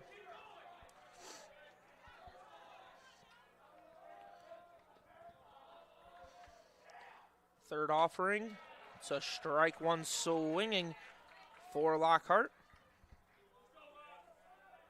Based on the zone today, it looked like it was outside enough for a ball. As that's a breaking ball inside for strike 2.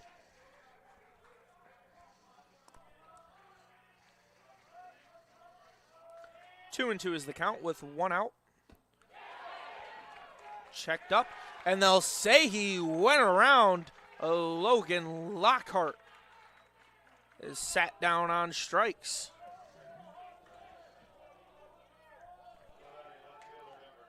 Let's see if he actually went, and it's a close one, but I would say he crossed the plane of the plate. So 2 outs, no one on for Tanner Hawkins, the left fielder for the Hornets. On deck is Robert Newland. That's in there for strike 1. Bulldogs were sitting comfortably up 6-0, and now it's a 2-run game. This pitch is low for ball 2.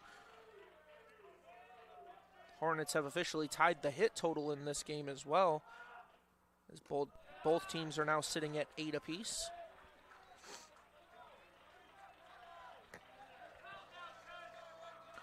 Three and 1 the count. Lipinski delivers.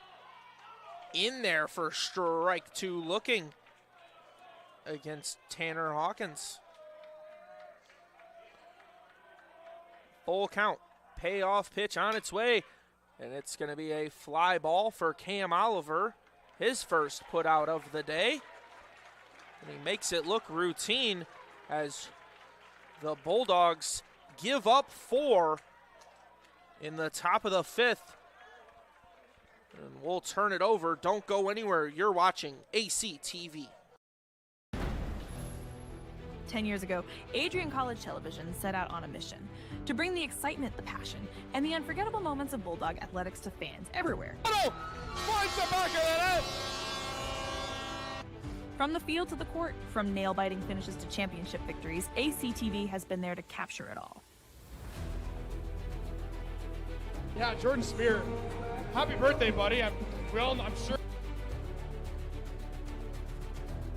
This year, we celebrate a decade of dedication, 10 years of innovation, teamwork, and delivering the energy of Adrian College straight to your screen.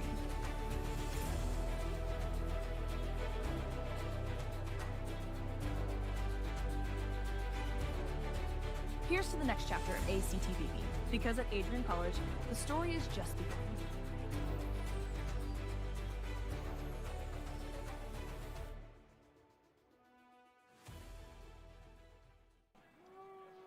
Welcome back as we get ready here for the bottom of the 5th. It's Ben Van Ness staying on the mound for the Hornets. The reliever comes out having thrown 21 pitches so far in this game, and leading off for the Bulldogs is going to be the newly implemented Cam Oliver, who came in for Daniel Shipman defensively. First at-bat of the day for Oliver. And the first offering is outside for ball 1. Cam Oliver, type of player that can cause mayhem on the base paths if the pitchers aren't careful. Second offering in there for strike 1. 1-1's the count. Ben Van Ness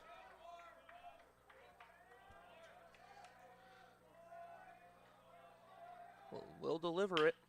It's going to be slapped over to Mills. Play on at Reinhardt. And it will be a 6-3 put out against Cam Oliver.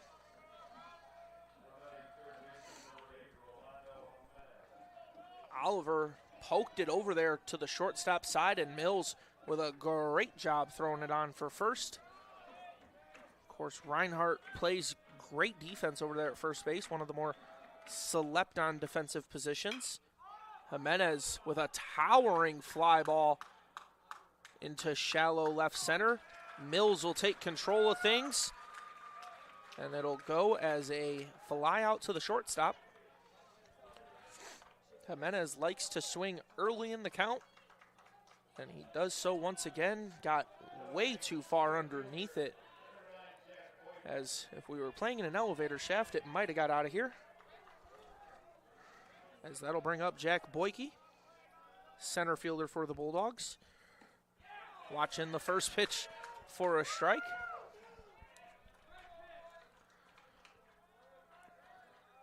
Ben Van Ness jumps out early in the count.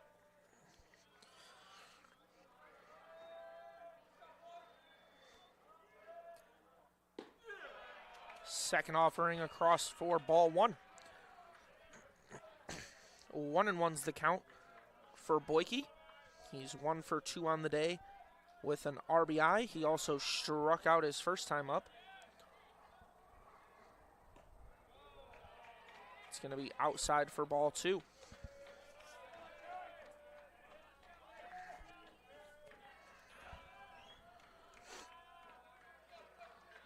Jack Boyke comes set. Ben Van Ness delivers the 2-1 pitch. Boyke rolls over to Pricing. Throw on for Reinhardt.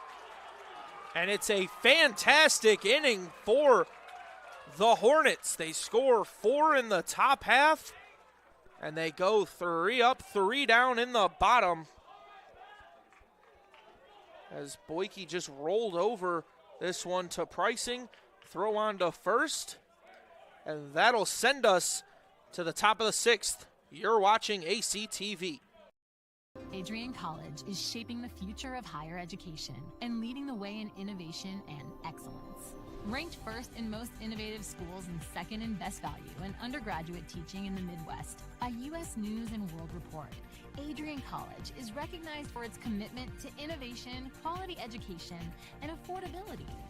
Offering 71 undergraduate programs, 13 graduate programs, and a 1-to-15 faculty-to-student ratio, our students receive personalized attention and a cutting-edge education.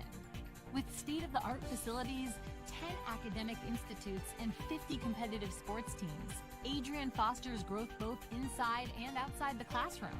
From small class sizes to championship-level athletics, we provide the tools and experiences you need to succeed. Join a community that prioritizes your success. Start your journey with us, where your potential is realized. Discover Adrian College.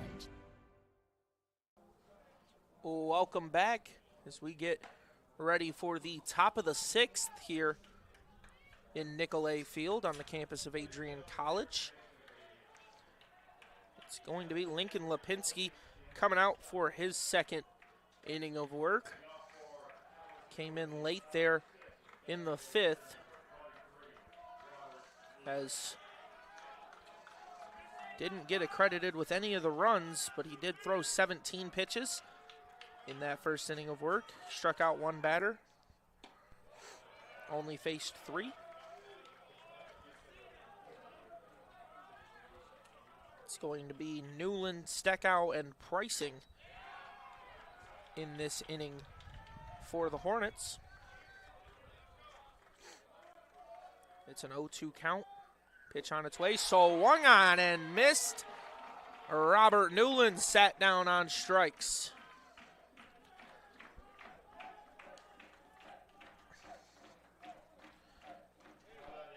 Unable to find contact on the breaking ball as it dropped off the planet against Robert Newland. He swung through for strike 3. 1-0 the count for Steckow. Outside for ball 2.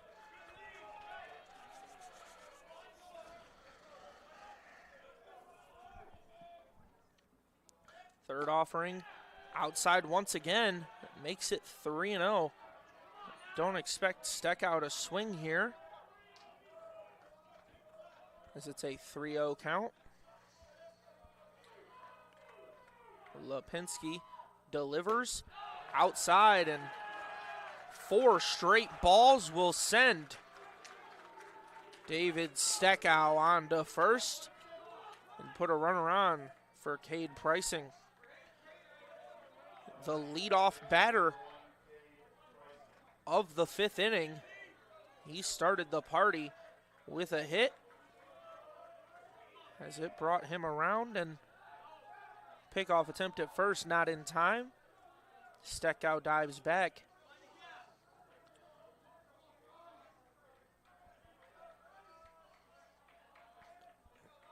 Lipinski comes set, delivers, first offering in there for strike 1.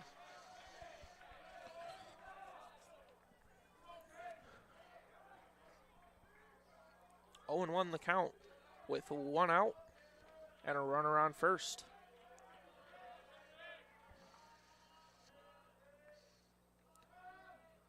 Second pitch on its way. It's going to be outside for ball 1.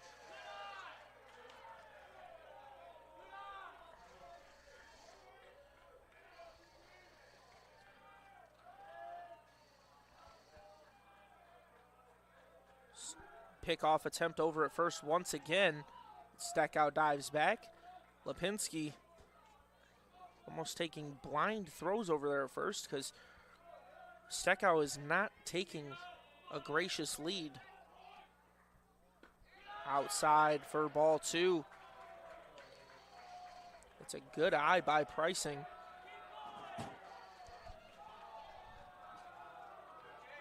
As he'll stand in with a 2-1 count. Bulldogs lead by 2 here in the top of the 6th. Fouled back by Pricing. Brings us even at 2 apiece.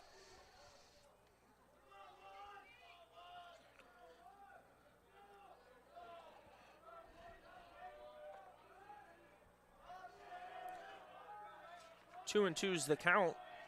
Lipinski delivers up high for ball 3. It's going to bring our count full. And the Hornets dugout has come alive. Lipinski delivers, runner goes. It's a fly ball. Bruder unable to make the play in the air. Throw on to first, not in time. Falling down was Pricing as he legged out the single.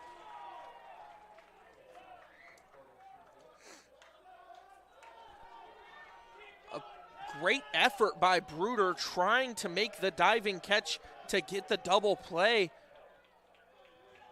But it hit off the turf and didn't give him enough time to throw on for the out. corner of the infield, now in. Trying to take away the bunt, and it will be a bunt laid down by Cam Kelly. It'll go foul.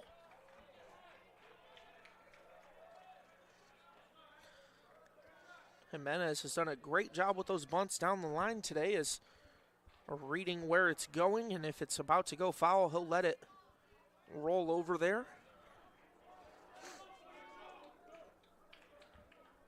Of course, it's always a dangerous game when you're letting that ball roll, because if it settles, you have now let the bases get loaded. 0-1 is the count, with 1 out and runners on first and second. Cam Kelly, he'll watch in the second offering for a ball.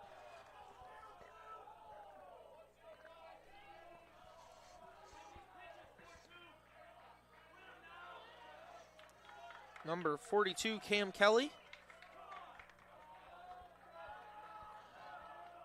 It's delivered low, so ball 2, and time is called by David Kedrow, hoping to settle down Lincoln Lipinski, as Jimenez will take a trip to the mound with him. Trying to help everything out. There is an arm warming up down there in the Bulldogs bullpen.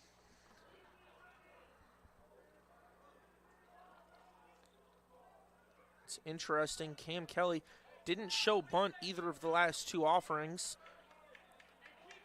Might be getting a change in signs for the Hornets,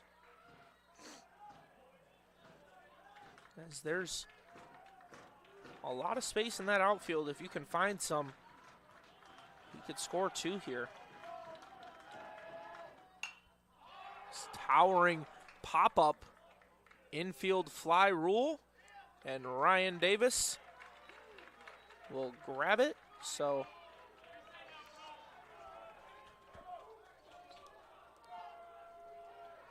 trying to get a hold of one there, and just skied it straight up in the air. Never even had a chance at it. Of course, infield fly rule gets called. Runners are held up at their bases. Ryan Davis makes the routine catch. 2 outs with 2 on, and it's a strike 1 called. Cooper Mills up for his 4th time today. He's 2 for 3 on the day. He was part of that 4-run inning back in the 5th.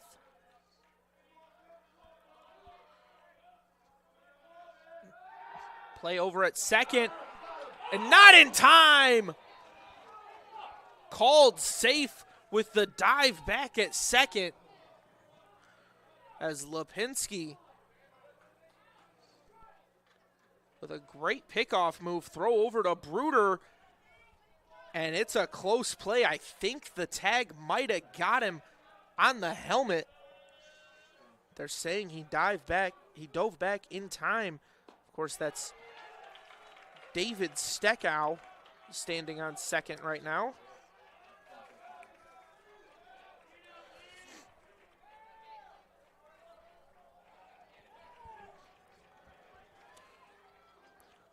Lincoln Lipinski facing off against Cooper Mills. Count is 0-2 with 2 outs. Delivers high. That'll be ball 1.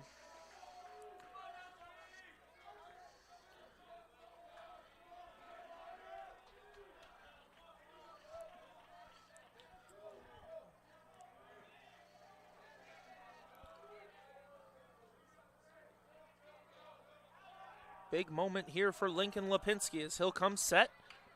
1-2's the count. He delivers, fouled off by Cooper Mills. There's 2 on with 2 out. And the tying run stands at first.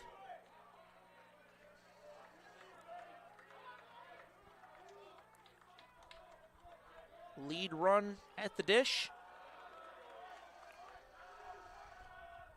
The 1-2 pitch on its way. And it's a towering fly ball foul.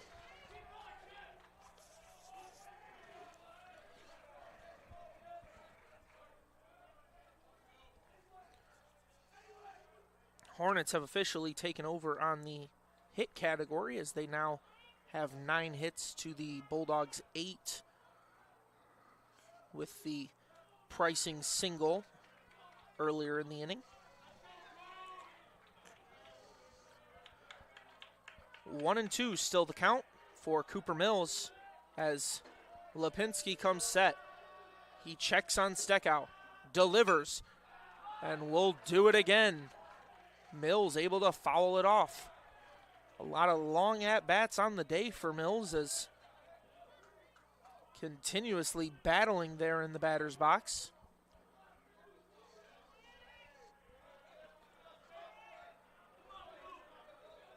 Pricing stands at first, Steckow at second, and Mills at the dish. The 1-2 slapped up the middle. A runner rounds third. Steckow comes home, and the play at second, not in time. Skips over the head of Ryan Davis, and the Hornets have cut the lead to 1. The 10th hit of the game for the Hornets as it's belted into shallow center. The runner sprinted around third to come on home, and that'll put runners on first and second for our next pitcher as Lincoln Lipinski has been pulled. It'll bring in a reliever, and we'll step aside for his warm-ups. Don't go anywhere. You're watching ACTV.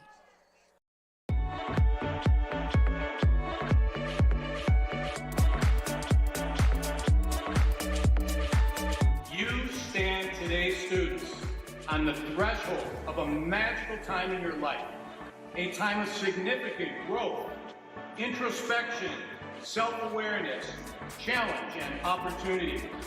A time that you will always look back on as special years, never experienced before you arrive today, and never replicated after you graduate.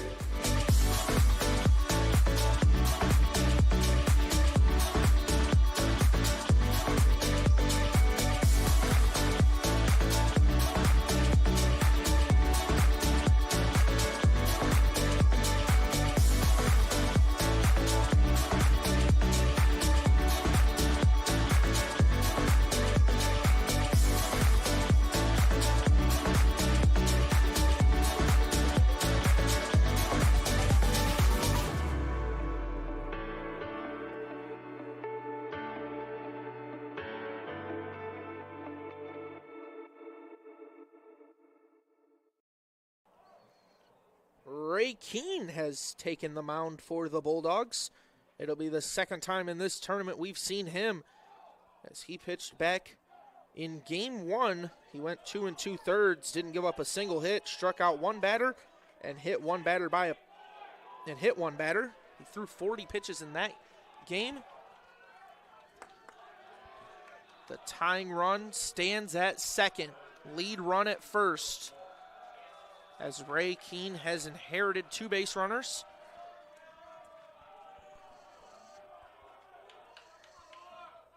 First offering outside, ball 1.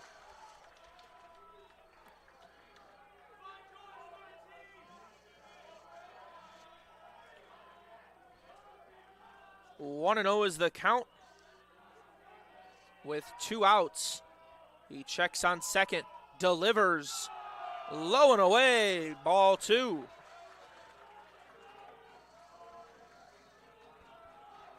Ray Keene gets his pitch count, or gets his pitch signal. He'll come set, 2-0 the count. Delivers. High and away, ball 3. As the Hornets dugout has come alive The 3-0 pitch in there for strike one looking.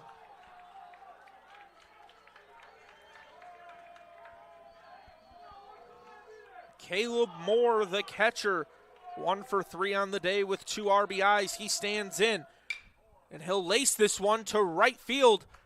Lincoln Hayward tracks it. He'll acquire the out, and that'll get us out of the inning. Hornets score 1. Brings us to a 6-5 ball game. Don't go anywhere as you're watching MIAA tournament play on ACT.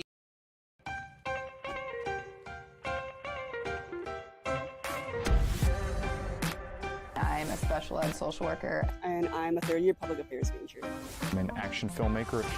I'm a recent graduate from Michigan State University. I'm an underwater cinematographer.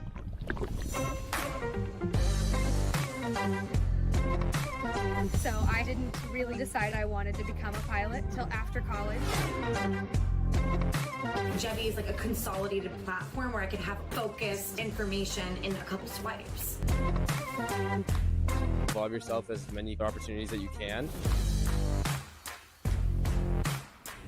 The number one most important thing is knowing your own weaknesses. Proper planning. Breakfast. It's always something different, something new. The fact that you can be another small voice that adds to a beautiful space. That's what I'm here for.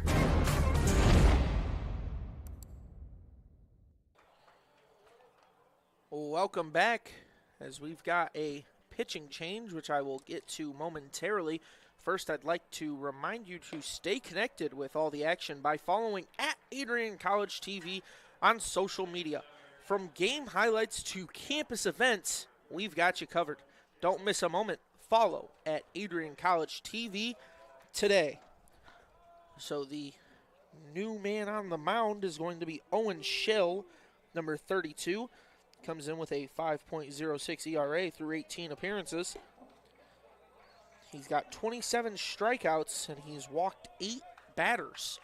It is the second time he's been seen in this tournament, as he pitched 2/3 of an inning against Adrian in game 1. He walked 1 batter, hit 1 by a pitch, and got the other 2 out. Threw 10 pitches in that outing, so arms should be pretty fresh here. First offering, low and in, ball 1.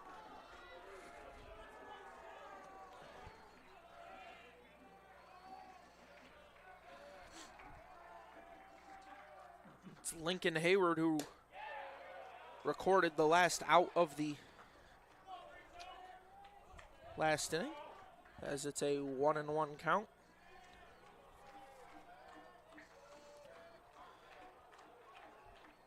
Third pitch on its way. Inside. Skipped off the turf and found its way to the backstop.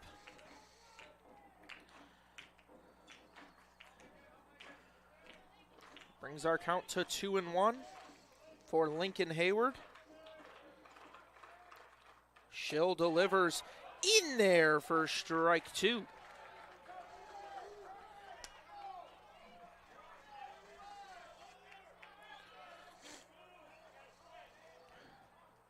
Schill on its way, checked up by Hayward. They'll say he didn't go. It'll bring us full.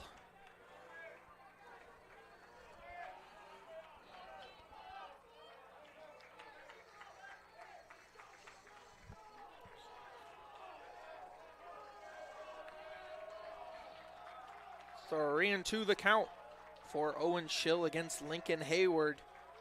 Schill with the payoff pitch. Hayward watches it in for ball 4, and he'll take his base.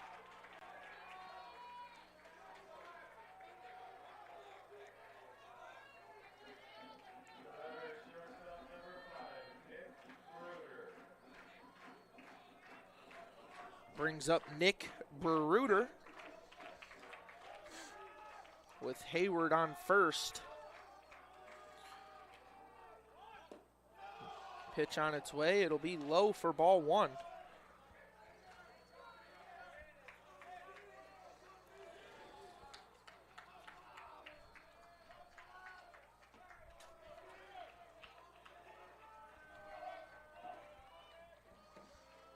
Count 1-0 with Hayward on first. Bunt shown, pulled back. It'll be strike one nonetheless. Brings us to a 1-1 count.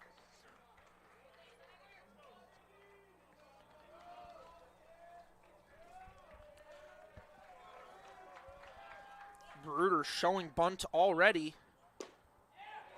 He'll keep it out there. It'll be strike two. Ball broke inside on Bruder.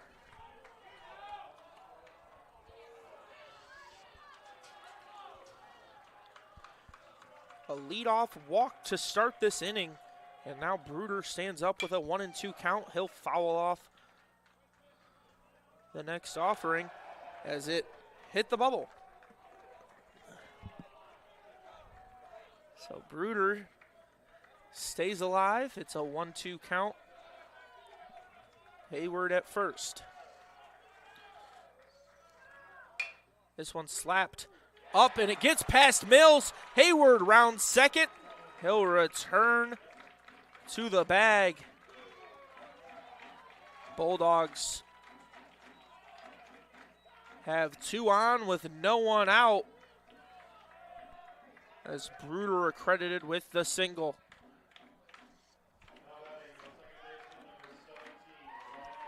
That'll bring up Ryan Davis.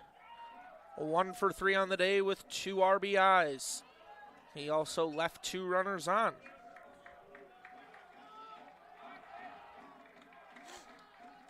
Schill checks second. Delivers. Davis shows bunt, pulls it back. Went for a backdoor pickoff by Moore. Unable to catch Bruder slipping. So Schill will step back on the mound, as it is a 1-0 count for Ryan Davis. Shows bunt, pulls it back, and they're going to call it low for ball 2.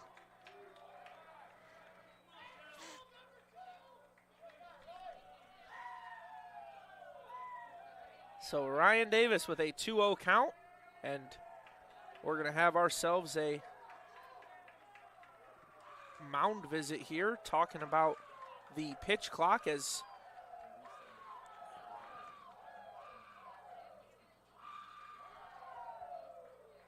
it seems like they are starting the clock earlier than Coach Ott may like. He wants them to wait until Schill is on the rubber. They're starting it once he steps on the mound, which is, I believe, the correct protocol, because the umpires are signaling to start it once Schill steps on.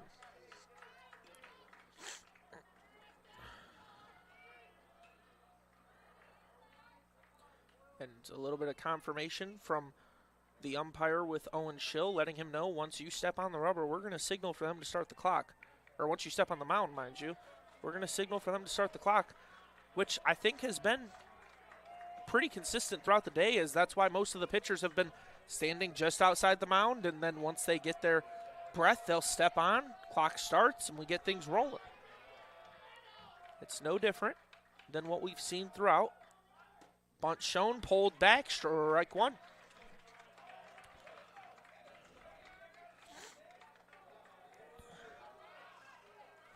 Quick reminder, we got runners on first and second,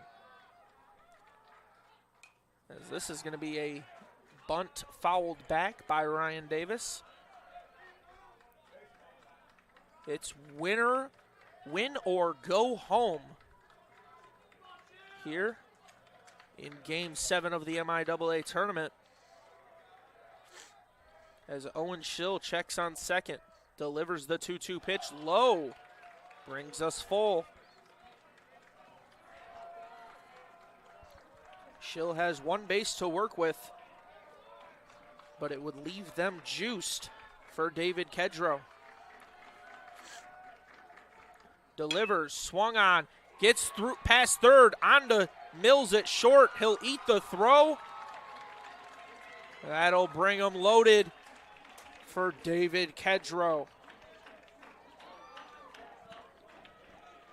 Nice piece of hitting there out of Ryan Davis. Just turns on one and unable to make the diving stop was Pricing. Mills picked it cleanly, but wisely decided not to make the throw, as we could have seen Hayward come on home. So David Kedrow steps in with the bases loaded and no one out. First pitch, a breaking ball in there for strike one.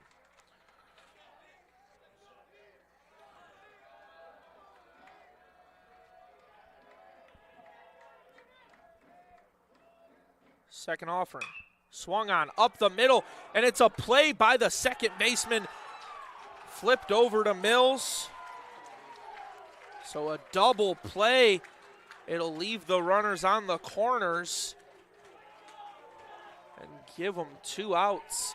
David Kedrow laced it up the middle, but a great play made by Steckow as he went to sprint towards the bag by himself, but couldn't keep his footing. Fell down. So we're going to have ourselves a mound visit. Coming up here is Easton Rogers. He's 0 for 1 on the day with a walk and a run scored. He also got hit by a pitch during this game. It's going to be Davis at first and Hayward at third. Owen Schill, who has already accumulated 19 pitches in this inning.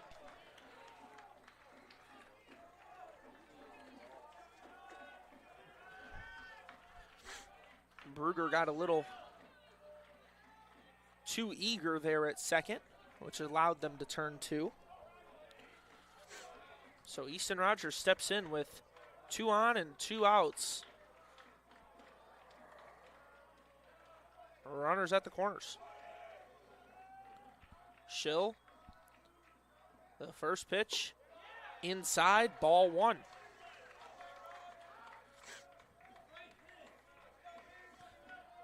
On deck is Jake Burns.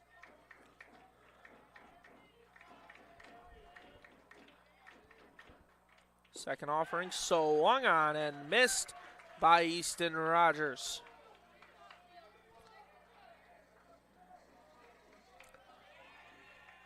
1-1's the count with 2 outs and runners on the corners. Bulldogs currently lead 6-5. Rogers fouls it back.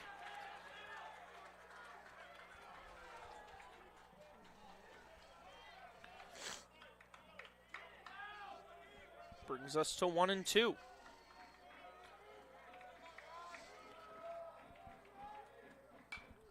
And reaching out to poke it, just trying to stay alive is Rogers. I think it would have been well outside for ball 2 had he just laid off.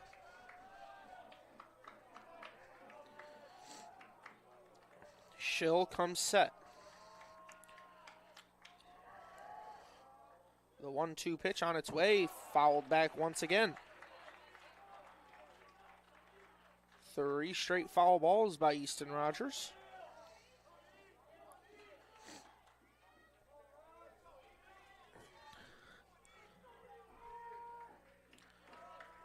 Davis at first. Hayward at third for Easton Rogers with a 1-2 count on its way. Inside, ball 2. Both dugouts came alive as the Hornets thought it was strike 3 looking. Bulldogs were excited that their star DH had an eye to watch it in. 2-2 with 2 on and 2 out. And it's off the head of Rogers, so he'll take his base. And that is a dangerous pitch out of Owen Schill. Skipped it off the head of Easton Rogers. And that's why we bat with helmets on. So he'll take his base. That's the second time in this tournament we've seen a batter get hit in the head. Both of which stayed in the rest of the game and finished it out. That'll bring up Jake Burns. He had that controversial at-bat last time up where it looked like he got hit on the elbow guard and was still struck out on the pitch. Takes a first pitch looking at a strike.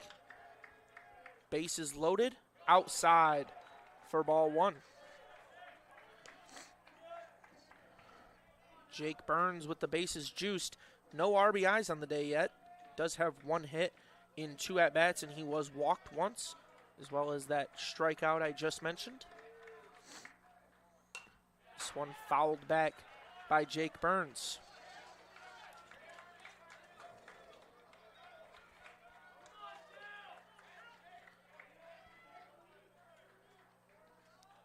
First appearance Schill made in this tournament. He was unable to grab the 3rd out as he went 2/3 of an inning before getting pulled. Schill delivers the 1-2. And it hits Burns on the elbow once again, and he's rung up on strikes.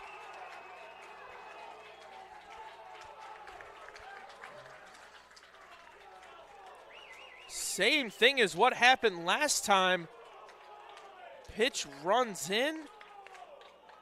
And they're going to say Burns leaned into it, as it looked like he was actively pulling away when it hit his elbow guard there. As that'll send us to the top of the 7th. You're watching AC TV. 10 years ago, Adrian College Television set out on a mission to bring the excitement, the passion, and the unforgettable moments of Bulldog athletics to fans everywhere. From the field to the court, from nail-biting finishes to championship victories, ACTV has been there to capture it all. Yeah, Jordan Spear, happy birthday, buddy. I'm sure. This year, we celebrate a decade of dedication, 10 years of innovation, teamwork, and delivering the energy of Adrian College straight to your screen.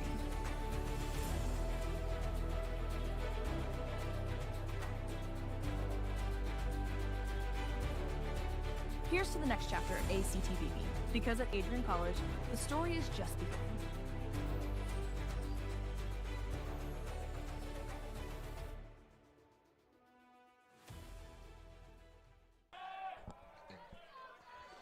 So Jake Burns strikes out looking, and it gets us to the top of the 7th with the Bulldogs leading 6-5. Both teams tied at 10 hits apiece.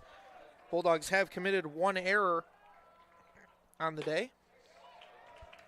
It's Keen's first offering to Ryer Reinhardt in there for a strike.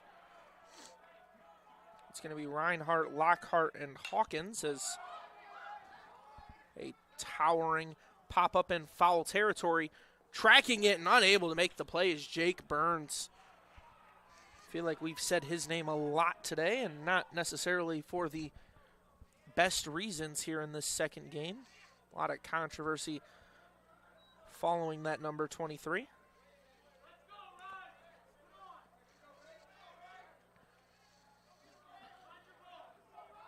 Ryer Reinhardt stands in. 0-2 is the count. Keen delivers high for ball 1. Very effortless looking sidearm motion for Ray Keen here. He'll deliver the 1-2 outside for ball 2.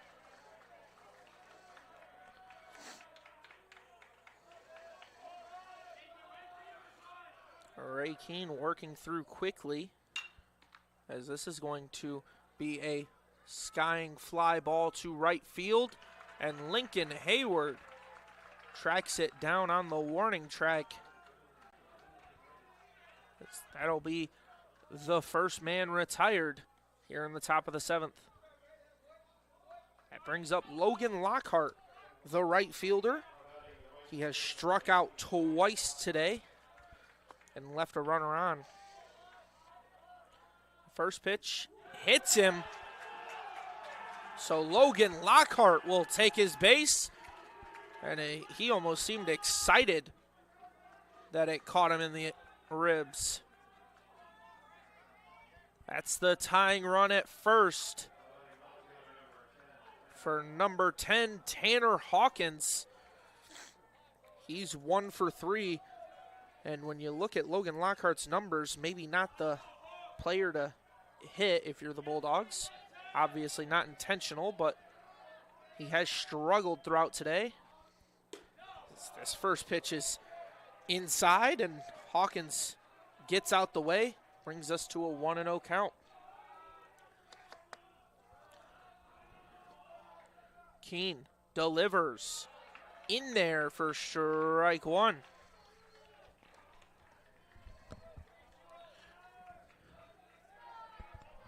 Ray Keene stands in. Runner on first. The 1-1 in there for strike two looking. Hawkins yet to offer at one. It brings our count to 1-2 with one out and the tying run at first. Keene comes set, delivers. It's slapped up to second. Davis on to short and then relayed to first. The double play is turned and Ray Keene gets out of danger. Slapped up the middle of the infield. Davis to Bruder, on to Burns. And the Bulldogs are out of the seventh and move on to the bottom. Don't go anywhere. You're watching the MIAA Championship on ACTV.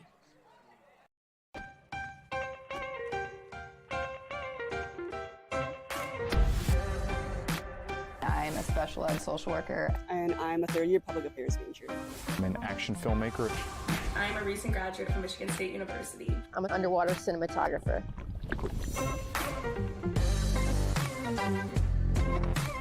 So I didn't really decide I wanted to become a pilot till after college. Jevy is like a consolidated platform where I could have focused information in a couple swipes. Involve yourself as many opportunities that you can. The number one most important thing is knowing your own weaknesses. Proper planning. Breakfast. It's always something different, something new. The fact that you can be another small voice that adds to a beautiful space. That's what I'm here for.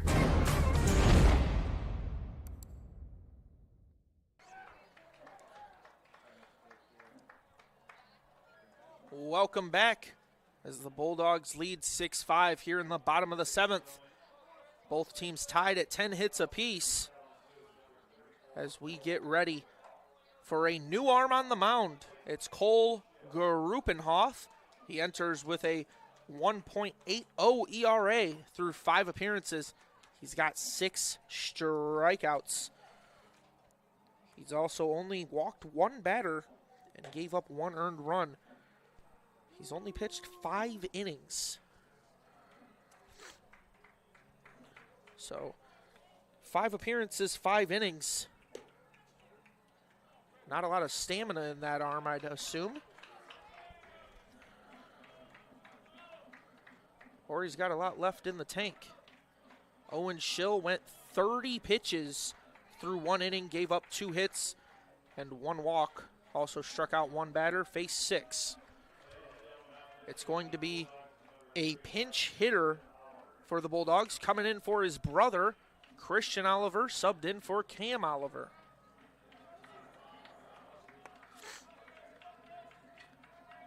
Oliver stands in his second at-bat of the day. He had an at-bat in game 1.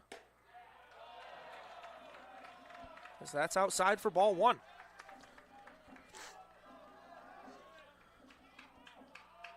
The lefty here for the Hornets delivers his second offering in there for strike 1 looking. Christian Oliver seems to be having a conversation with Caleb Moore in the box. 1-1's the count. On its way inside, ball 2.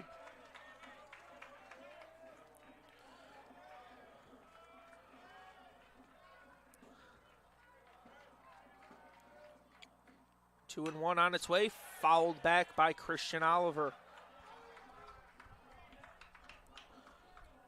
That'll bring the count to 2-2 for the leadoff man.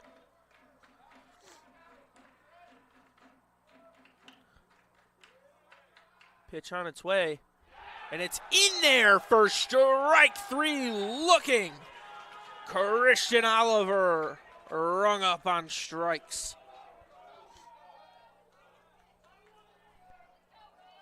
Good pitch by Gruppenhoff. Has it hit the very bottom of the zone? Christian Oliver didn't even blink at it. It's going to be a first pitch strike for Rolando Jimenez. Gruppenhoff comes set, delivers. Jimenez will foul this one off. And it seems to have hit the dome over there. 0-2 the count for Jimenez.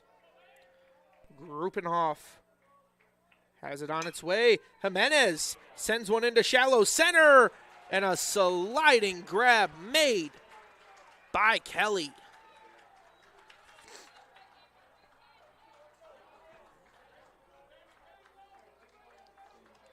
Good job by Cam Kelly, charging up to make the play as he read it off the bat nicely. Jimenez didn't even make it to first by the time Cam Kelly had caught it. That'll bring up Jack Boyke, the center fielder. Shows bunt, pulls it back. As Pricing is in on the grass, ready to take it away. This is a lefty-on-lefty matchup for Boyke. He'll swing at the second offering, down 0-2. Jack Boyke 1 for 3 on the day with an RBI. He's also struck out once. 0-2 is the count with 2 outs and no one on. On its way, low for ball 1.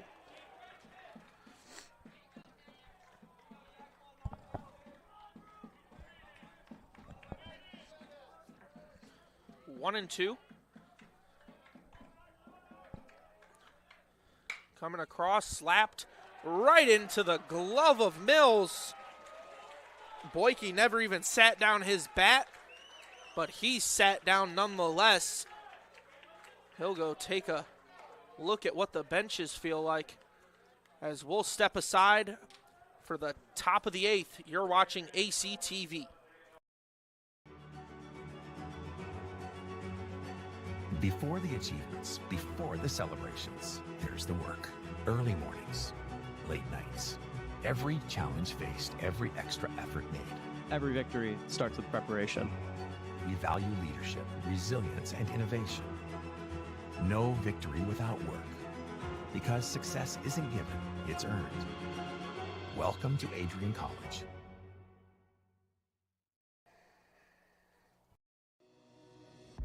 Hi, I'm Aubrey Morgan, the current student government president here at Adrian College. I chose Adrian College because of the campus size. Campus feels like a fun, energetic community where everyone knows each other. If you want to see what Adrian has to offer for you, you can schedule an in-person visit at adrian.edu/campus-visit.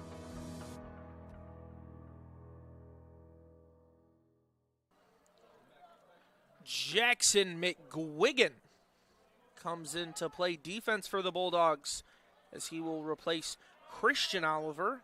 Of course, Christian replaced Cam there in the bottom of the 7th. Cam Oliver came in for the injured Daniel Shipman earlier in the game. A lot of changes out there in left. This is our 3rd defender to play as it's a first pitch strike for Ray Keene. As he'll see Newland, Steckow, and Pricing in this inning. 6 outs to get 1 run if you're the Hornets. It's going to be fouled off on a check swing by Robert Newland. Brings us to a 1-2 count. Bulldogs lead by 1. Newland fouls it off into the glove of Kedro. We're down to 5 outs.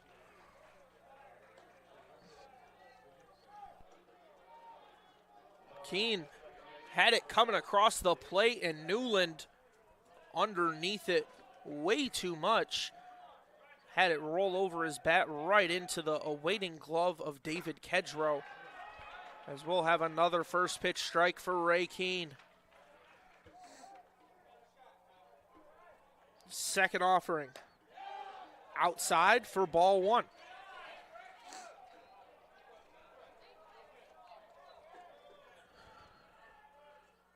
Third pitch fouled off by Steckow.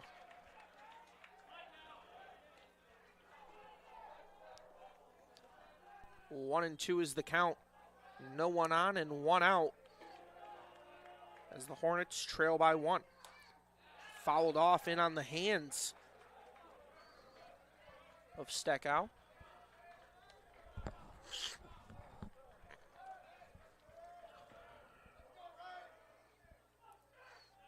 Keene delivers high and tight for ball 2. Trying to change the eye level here of David Steckow. The 2-2 pitch in the center of the numbers. And the Hornets will have a tying run on first for Cade Pricing.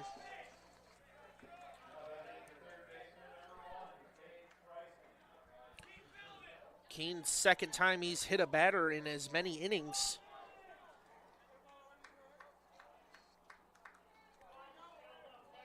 As Pricing steps in, Pricing 3 for 3 on the day. As time is called for a baseball that squeezed out of the bullpen and landed out there and left. Good eye by the, or good ear by the umpire to call time there when the Bulldog players started letting him know there was a foreign object on the field. It's going to be strike 1 looking for Cade Pricing.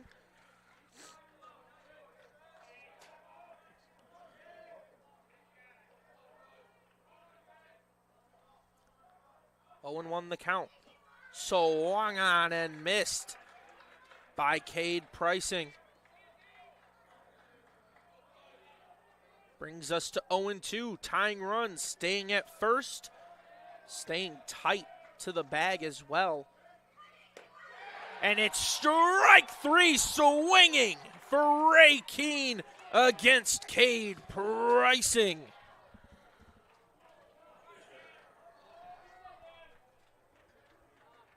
That'll bring up a pinch hitter for Cam Kelly. It's going to bring in the man that DH'd last game, Daniel Bakari.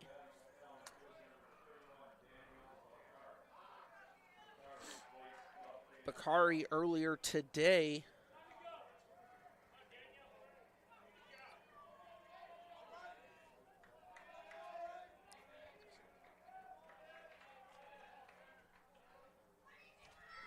this is going to be a first pitch going around the back of Bakari, and the runner will advance to second.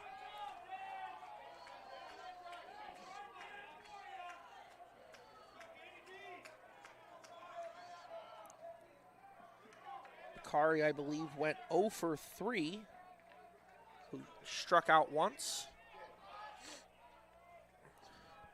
in the game earlier. As now a runner in scoring position, and the second offering is fouled off. 1-1 the count. With David Steckow waiting on second, the lead run is at the dish. Ray Keene comes set, checks on Steckow, delivers outside, ball 2.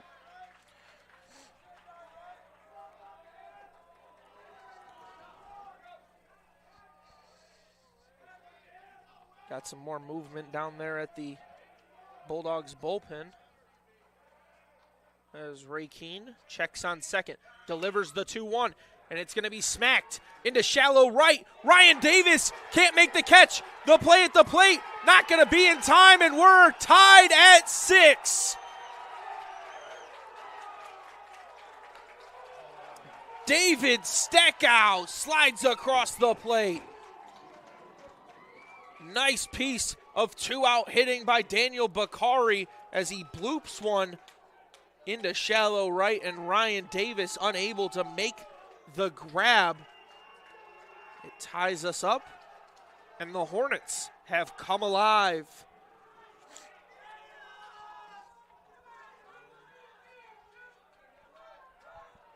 That'll bring up Carson Mills.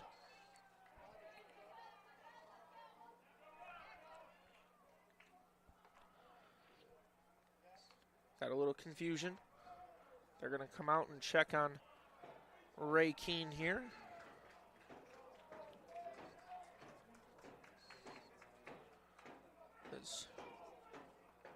Doesn't have to make the substitution. Head coach Craig Rainey was confirming with the home plate umpire whether or not he had a trip left to go out and talk with his starting pitcher, or relief pitcher, mind you.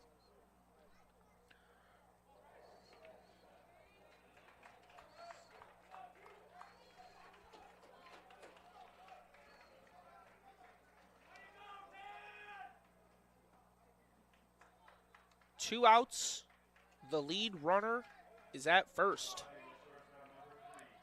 And it's Cooper Mills up to the plate. A player that does not simply get out, as he's battled through a lot of long at-bats in these 2 games. And first pitch above the head of Mills. He got out the way. And there's changing the eye level, and then there's changing where the batter will set up, as he might think twice about standing too close now. Keene delivers in there for strike 1. A wild first pitch and a controlled second one. It'll be interesting to see what we do with the third offering here.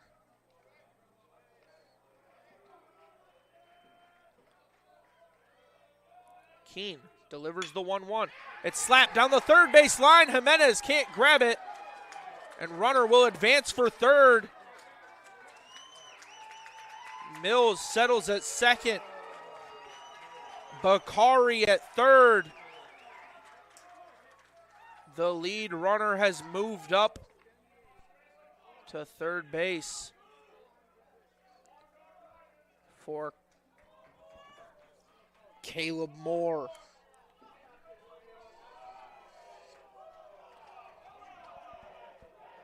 Now we're going to get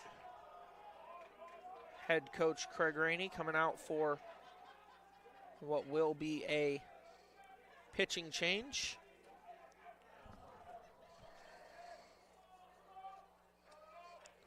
As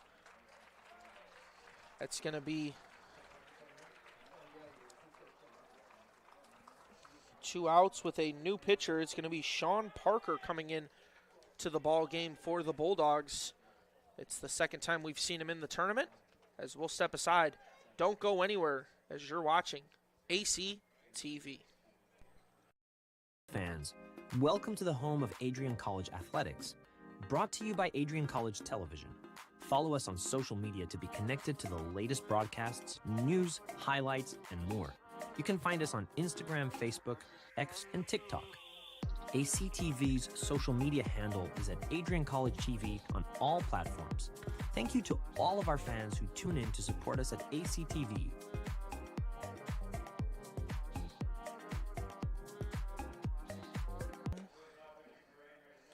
Elevate your game? At Adrian College, our athletes strive for excellence on and off the field.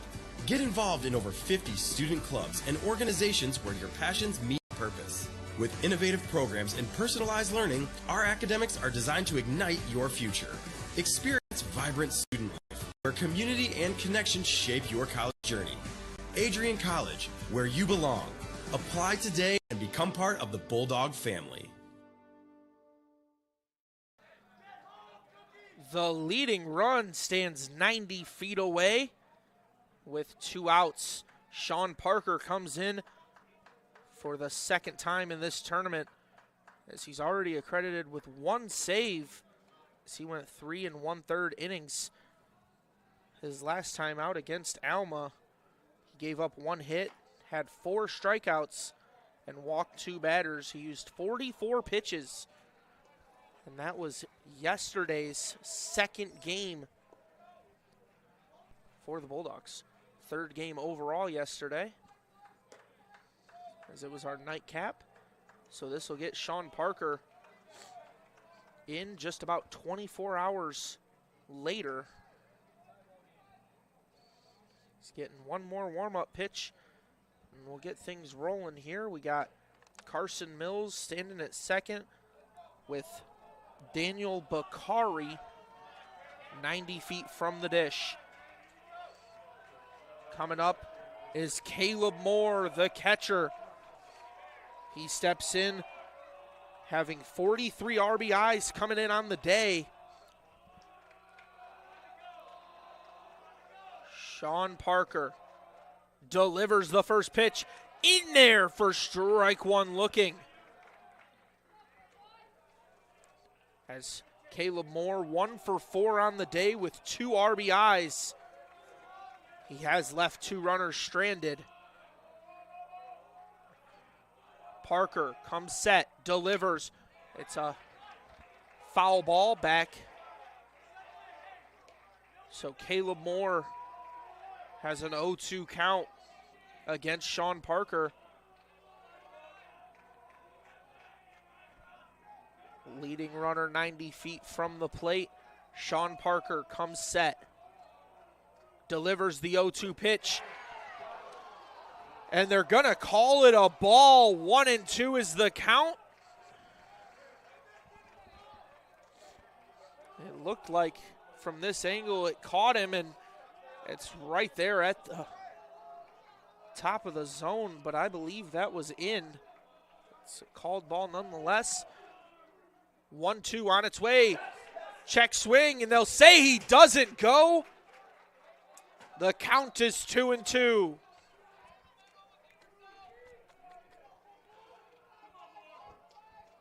Caleb Moore steps back in. Again, Sean Parker choked up on the bat. 2-2 on its way. Swung on and missed. Sean Parker comes in and strands the runner 90 feet from the dish. Phenomenal job by Sean Parker, as he throws the breaking ball and finds the bottom of the zone. Caleb Moore unable to catch up to it. You're watching the MIAA tournament here on ACTV. Adrian College is shaping the future of higher education and leading the way in innovation and excellence. Ranked 1st in most innovative schools and 2nd in best value in undergraduate teaching in the Midwest by U.S. News & World Report, Adrian College is recognized for its commitment to innovation, quality education, and affordability. Offering 71 undergraduate programs, 13 graduate programs, and a 1-to-15 faculty-to-student ratio, our students receive personalized attention and a cutting-edge education. With state-of-the-art facilities, 10 academic institutes, and 50 competitive sports teams, Adrian fosters growth both inside and outside the classroom. From small class sizes to championship-level athletics, we provide the tools and experiences you need to succeed. Join a community that prioritizes your success. Start your journey with us, where your potential is realized. Discover Adrian College.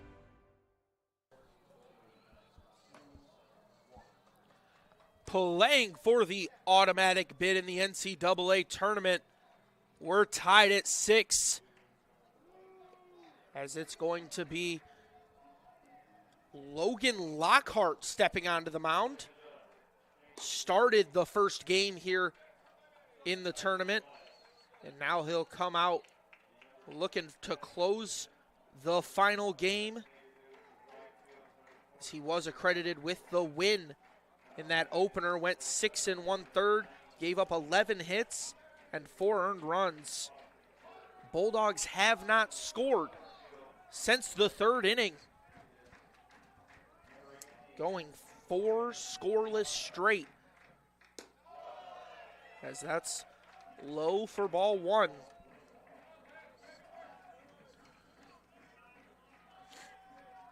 As Bulldogs team seen Hayward well, and they're going to slap this one right back up the middle. Mills relay to first in time. Lincoln Hayward can't beat it out, and it's 1 down for the Hornets. Good job by Mills coming across and picking it up right behind second, as he slings it on over to first. Ryer Reinhardt stood in to make a great play. Lockhart delivers low for ball 1. Taking over in right was the former DH Robert Newland for the Hornets. Second offering high for ball 2.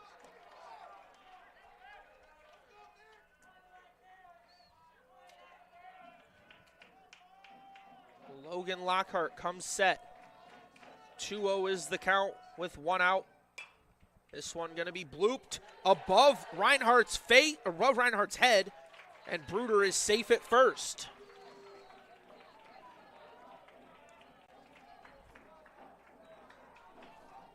Great job by Nick Bruder to bloop it over the first baseman's head and find himself sitting with a single to put 1 on for Ryan Davis. 1 on, 1 out. Nick Bruder now sits 4 for 4 on the day. Ryan Davis, a batter with some power,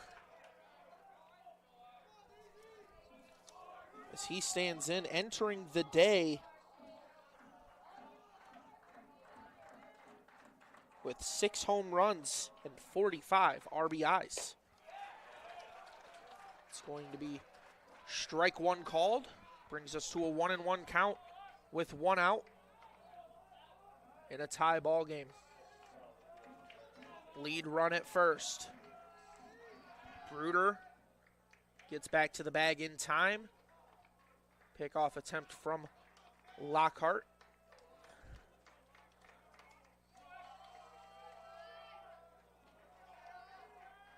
Lockhart comes set, delivers the 1-1. Low for ball 2.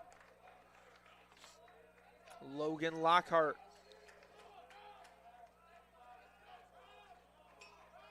Facing off against Ryan Davis. Davis 2 for 4 on the day with 2 RBIs.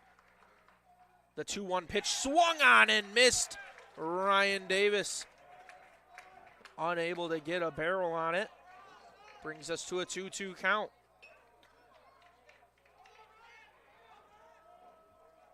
One out.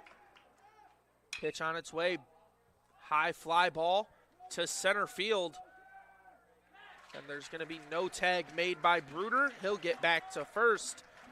Ryan Davis flies out here in the bottom of the 8th, as that'll bring up the star catcher, David Kedrow.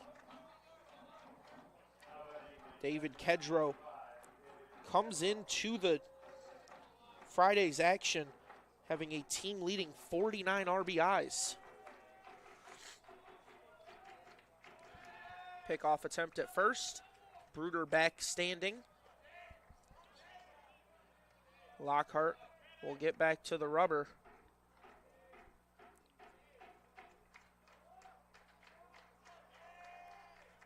First offering on its way. Kedro skies this one to shallow right. And it's a good play made over there by Steckow. We're going to move on to the last inning of regulation as we're tied at 6. Bulldogs have home field advantage. You're watching the championship on ACTV.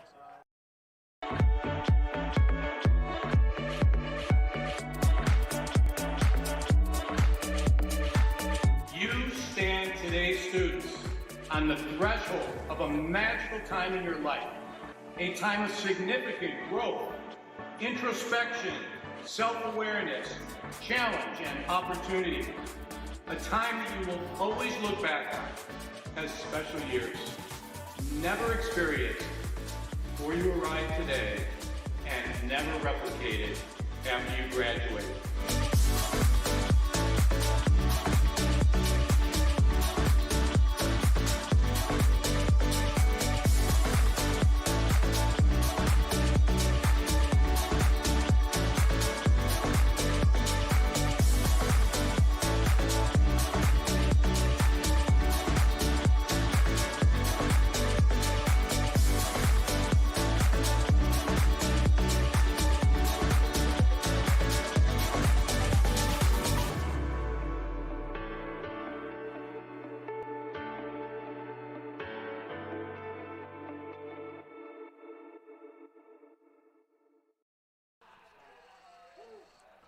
Winner go home has never felt so real as we enter the 9th inning of play, tied at 6 apiece. Someone has to give, someone has to blink for us to find a winner here in the MIAA championship. Leading off the top of the 9th will be Ryer Reinhardt as he'll face off against Sean Parker. Parker with 5 pitches as he enters the inning, and it's a breaking ball for strike 1. Parker, the second offering, low and away, ball 1.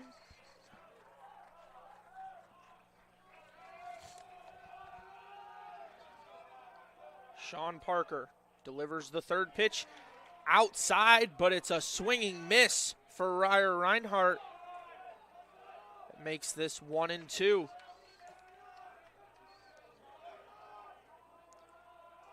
One-two pitch skipped into the glove of Kedro.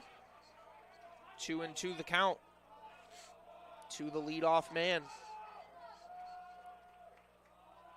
Parker delivers the 2-2, swung on up the middle. Bruder waits for it, throw on to first in time, beating out Ryer Reinhardt. It's 1 up, 1 down to start the top of the 9th. That'll bring up the pitcher, Logan Lockhart. Got hit by a pitch his last time up. He's 0 for 3 on the day with 2 strikeouts, and it's a first pitch strike from Sean Parker.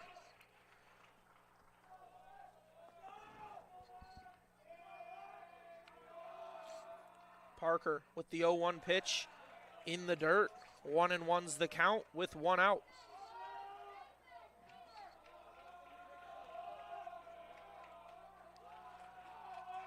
Parker comes set, delivers. Inside, ball 2. Just under the arm of Lockhart. 2-1 the count. Sean Parker delivers, fouled off by Lockhart. Brings us to 2-2. 1 ball to work with for Parker. Lockhart has to battle to stay alive, and he'll watch in strike 3. Parker gets the second out of the inning.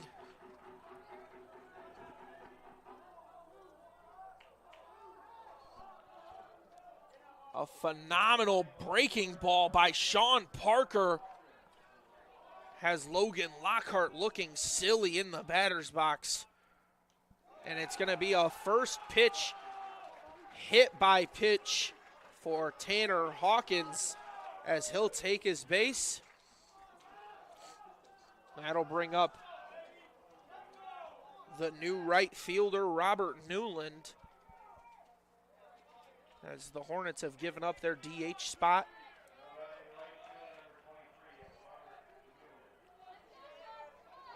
Newland stands in to face off against Parker. The lead run at first, pickoff attempt, back in time.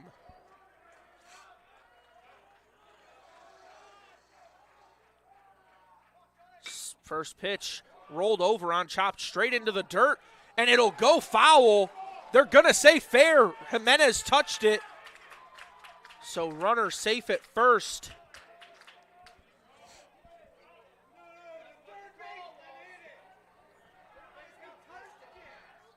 Little controversy, but I believe Jimenez did touch. So it bounced off the ground. Jimenez jabbed at it. If you look right on the left side of your screen, Jimenez reaches out for it. And the question is, if the ball was over the line when Jimenez touched it, it would be a foul. As it's right there, it's a bang play, and they're gonna call it foul. Rolando Jimenez saying his thank yous as we get it super slow here. So it looks like they're gonna say Jimenez didn't make contact with it.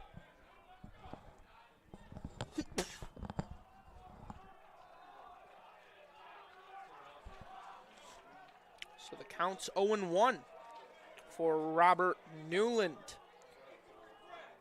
Lead run at first.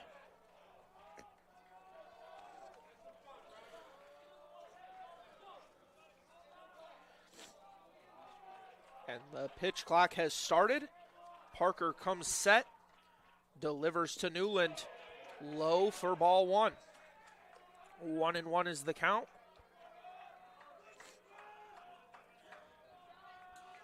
Parker checks on first. Pickoff attempt in the dirt. Burns blocked it up nicely to keep the runner held.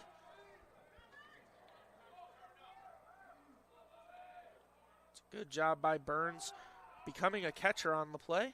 As this one in there for strike two.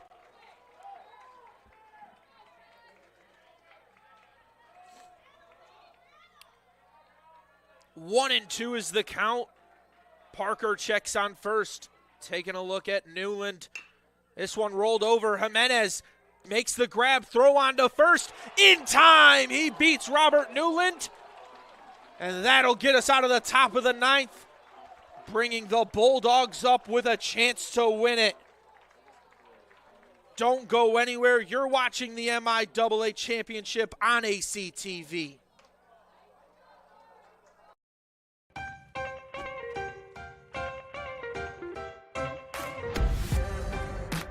I'm a special ed social worker. And I'm a third-year public affairs major. I'm an action filmmaker. I'm a recent graduate from Michigan State University. I'm an underwater cinematographer.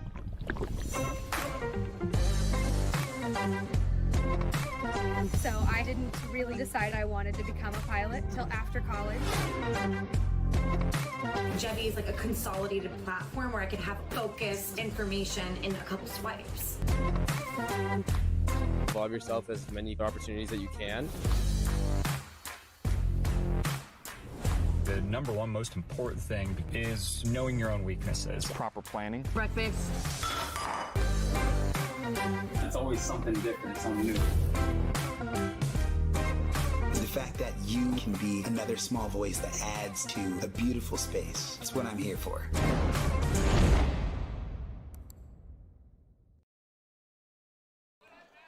Welcome back as we're tied at 6-6 with 11 hits apiece. The only difference on the scoreboard being the Bulldogs' 2 errors that they've committed. Logan Lockhart still on the mound for the Hornets as he'll face off against Easton Rogers, Jake Burns, and Jackson McGuigan. First pitch outside. Rogers with a good eye. 1-0's the count.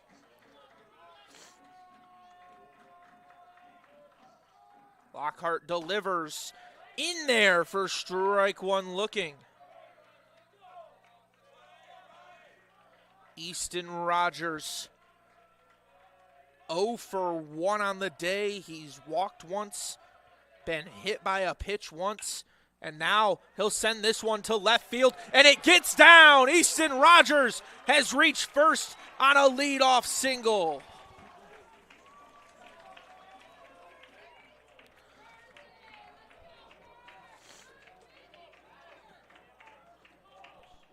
Rogers turned on it and placed it in the only vacancy out there in left. As we've got some wheels on the base paths, it's going to be number 12 for the Bulldogs, Andrew Klaus. Comes in 0 for 0 on stolen bases this season.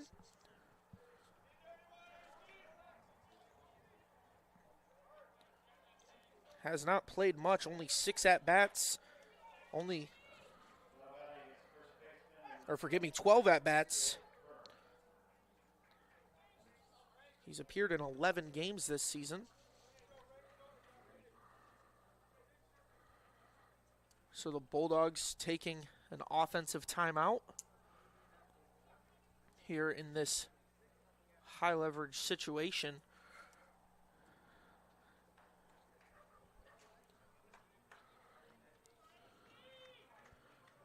Klaus going back to first. Burns is up.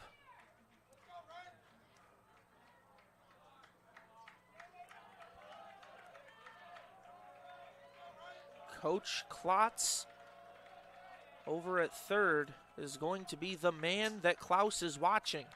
First pitch, bunt in the air, and a play at first in time. They turn 2. Burns with a bunt pop-up.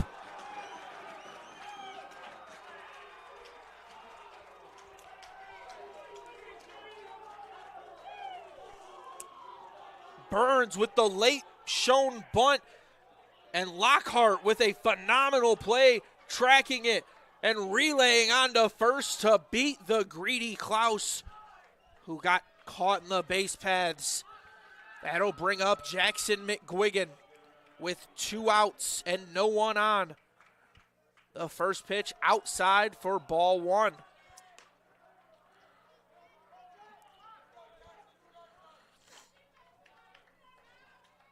One and 0 is the count. Logan Lockhart comes set. Delivers the 1-0 pitch outside, ball 2.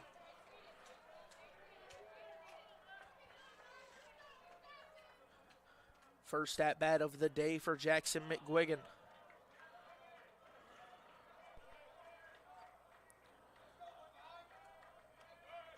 The 2-0 pitch in there for strike 1 looking.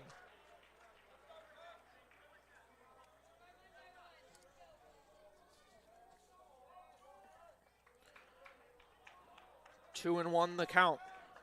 Lockhart delivers. Swung on and missed. Strike 2.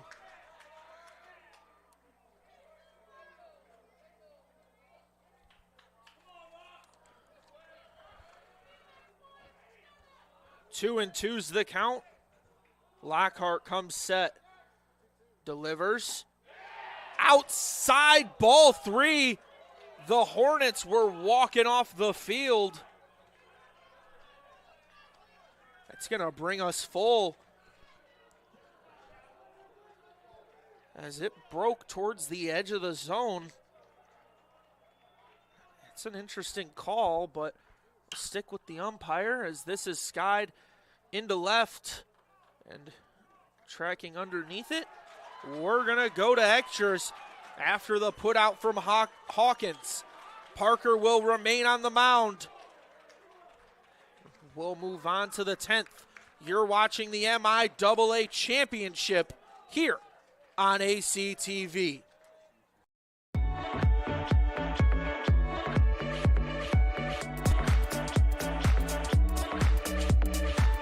You stand today, students, on the threshold of a magical time in your life, a time of significant growth, introspection, self-awareness, challenge, and opportunity. A time that you will always look back on as special years.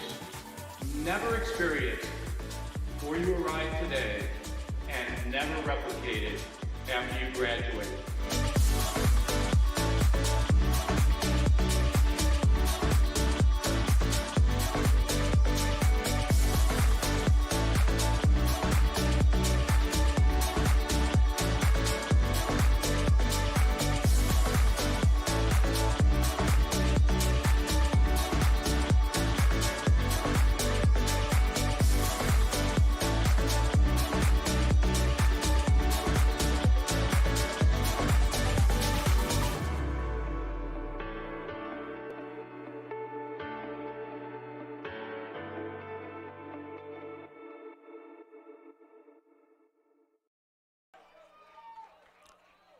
Everything comes down to this, the top of the 10th.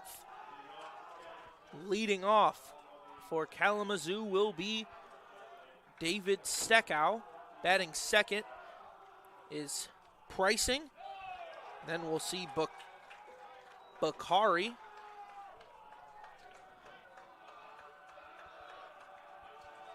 Sean Parker still on the mound.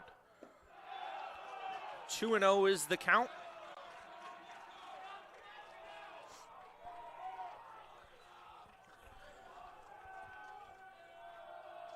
The 2-0 pitch, low and away, ball 3.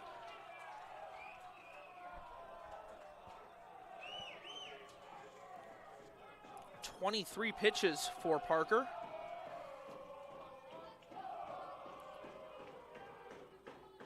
Interesting to see if Steckow has the green light here, as he'll watch in a 3-0 pitch for strike 1.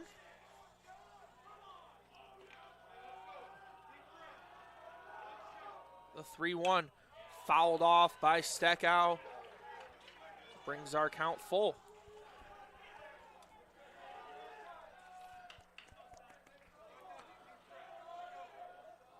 Full count to the leadoff man of the 10th inning.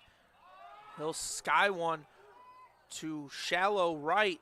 Davis comes over to make the play.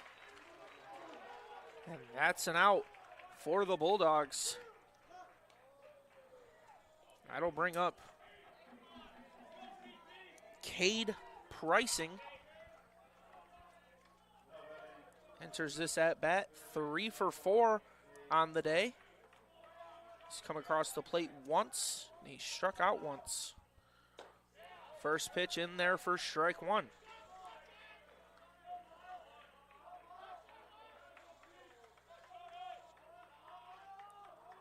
Owen won the count with 1 out. Bases empty.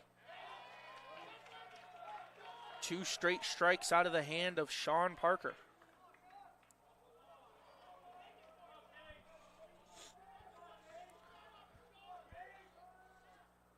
The 0-2 pitch swung on, and it'll be chopped foul down the third base line.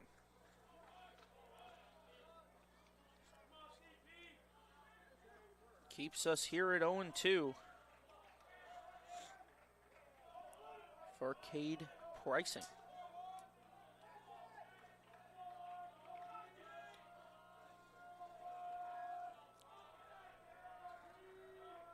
Parker delivers the 0-2 pitch. High for ball 1.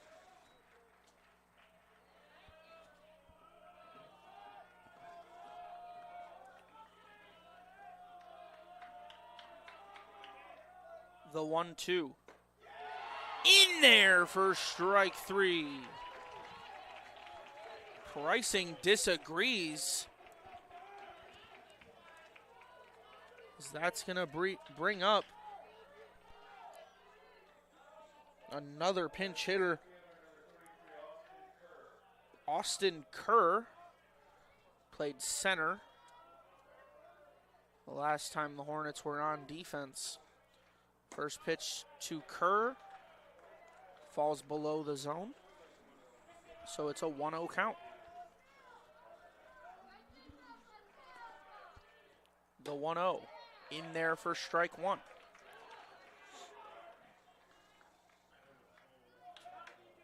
A 1-1's the count with 2 outs and no one on. Kerr will watch in a high breaking ball for ball 2.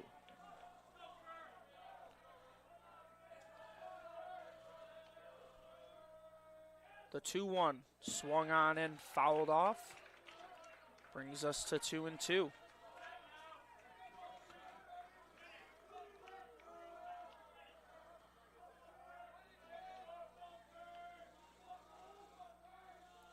The 2-2 belted to deep right field, back at the wall, and it is out of here!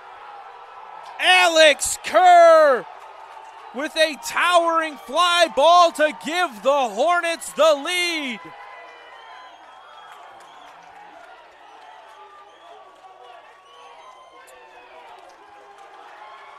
Alex Kerr with the game-leading home run puts the Hornets up 7-6 in extras. His first at-bat of the day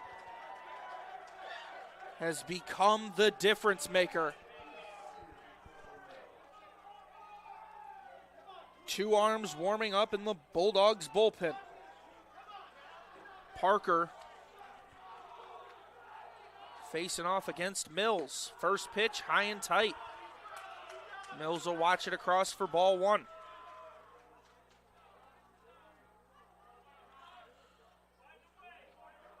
The 1-0 in there for strike 1.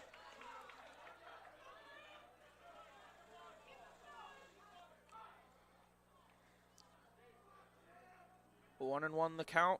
Pitch on its way. Breaking ball in there for strike 2.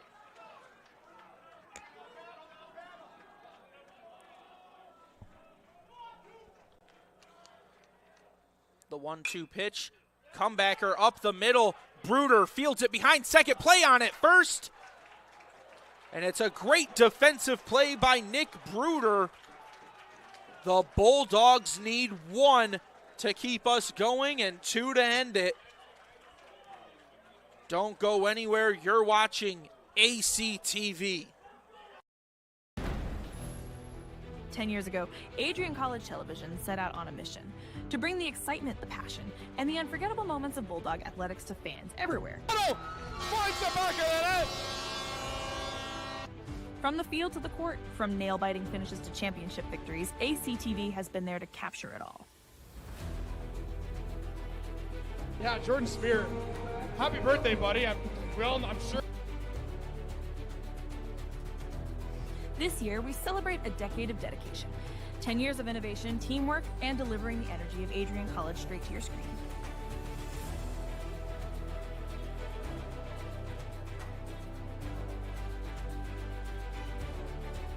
Here's to the next chapter of ACTV, because at Adrian College, the story is just beginning.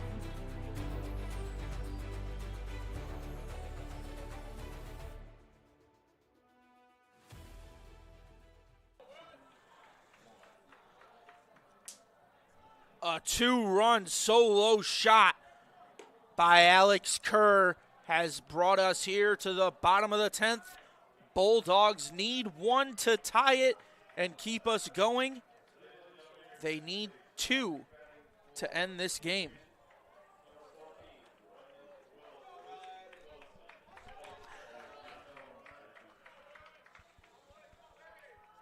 It'll bring up a pinch hitter, number 14, Brendan Willardson. Enters today's action batting .417. First offering from Logan Lockhart. In there for strike 1 looking.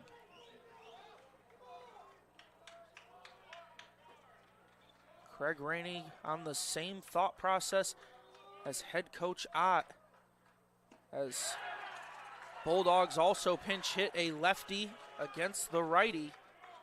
Exactly what the Hornets did to hit their home run. 0-2 the count for Willardson. Lockhart delivers, swung on, chopped right over to Mills at short. Play on it first. In time. Ryer Reinhardt stretches vertically to make the grab. As Willardson just poked it over to Mills at short. And it's a good play at first by Reinhardt to stretch up and make the snag.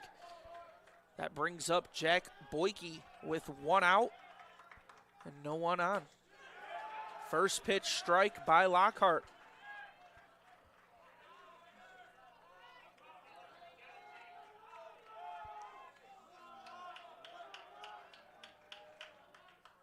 Lockhart's second pitch in there for strike two. The 8th inning run by the Hornets tied this game up.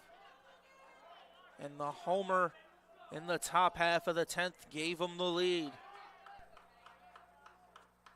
The 0-2 pitch fouled off by Boyke. No need to pinch hit Boyke, as the righty-lefty matchup exactly what you want in this situation. He has gone 1 for 4 on the day and provided stellar defense for this Bulldogs team. It's outside for ball 1.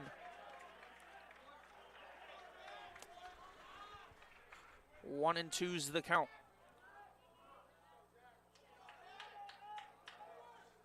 No one on, one out. Swung on and fouled off. Boyke stays alive. Lincoln Hayward on deck.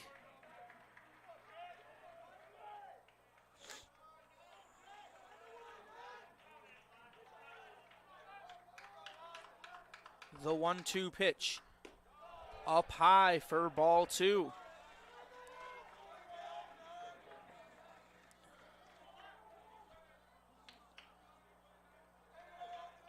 Lockhart comes set.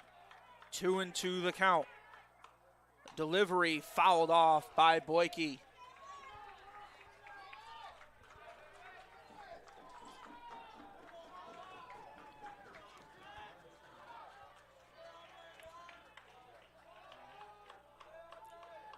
Boyke stands in for the 2-2. Hits one over the third baseman's head. Boyke will take first with a one-out single.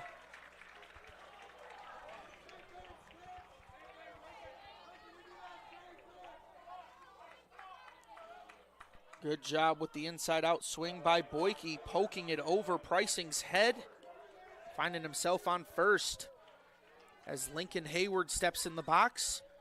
And a quick flashback to what he did in game 1 of the tournament as he hit a 2-run shot. He'll stand in, having gone 3 for 4 on the day, and watch a first pitch strike.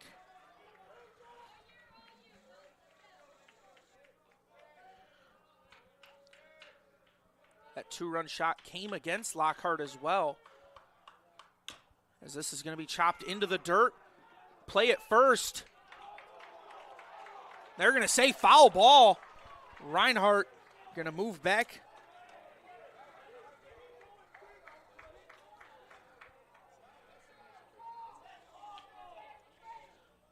Looks like they're going to say Reinhardt touched it too soon here, as it's a play right there on the line. If Reinhardt fields it cleanly, then Lockhart. So they're going to say foot on the line. Makes it a foul ball. We'll do this again. 0-2 the count with one out and a runner on first. Tying run at first. Pickoff attempt. Boyke gets back in time.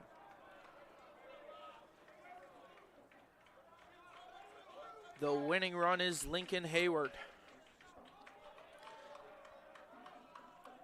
Lockhart delivers inside for ball 1.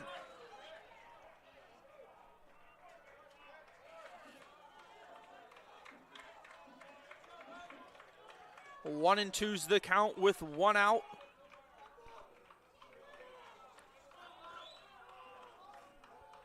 Lockhart delivers. Big swing by Hayward, and he'll go down on strikes. That'll bring up Nick Bruder.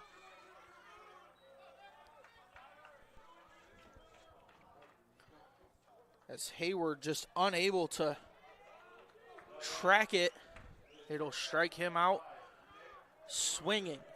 That'll bring up the shortstop, Nick Bruder, 4 for 4 on the day. He'll send one underneath the glove of Reinhardt. Boyke round second, on his way to third. The throw will not get there in time, as Boyke will slide in safe, and the tying run awaits 90 feet from the plate. Ryan Davis up to the plate. Facing off against, looks like we're going to have a timeout called by the Hornets for a mound visit. Checking on Logan Lockhart.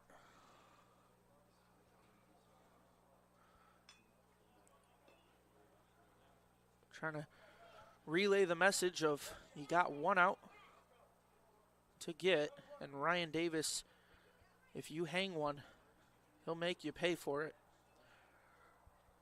Just trying to make sure that Lockhart stays smart here.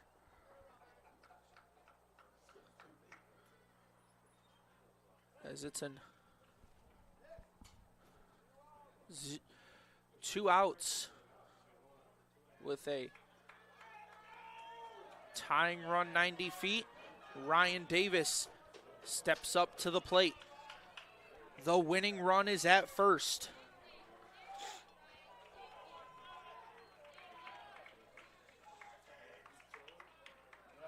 A passed ball will likely score, as Jack Boyke has elite speed over at third. Lockhart comes set, delivers in the dirt, and a good job blocking it by Caleb Moore. 1-0's the count for Ryan Davis. Bruder not going to get greedy over at first. The 1-0 pitch outside, ball 2.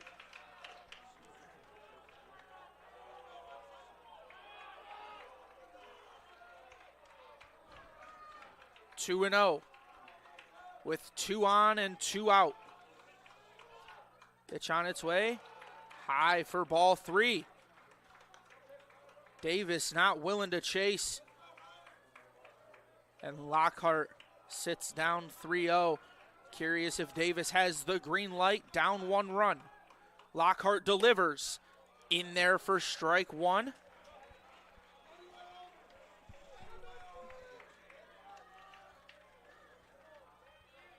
Three 3-1 the count. Lockhart delivers in there. Called ball. Davis will take first. And that'll bring up the star catcher, David Kedrow. As it looks to be low on the replay, a good call by the home plate umpire. As that'll bring up David Kedrow with the bases loaded. And it looks like they're going to pull out Logan Lockhart. We're going to get ourselves a reliever in.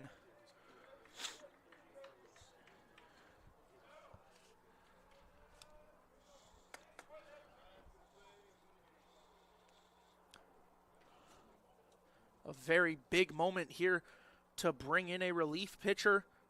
You got the bases loaded with 2 outs. And a superstar catcher up to the dish. While he may have struggled today, David Kedrow has played a lot of baseball here for the Bulldogs. Lockhart's going to go out into the outfield. New pitcher is going to be number 24, Jacob Davis. And they're going to pull out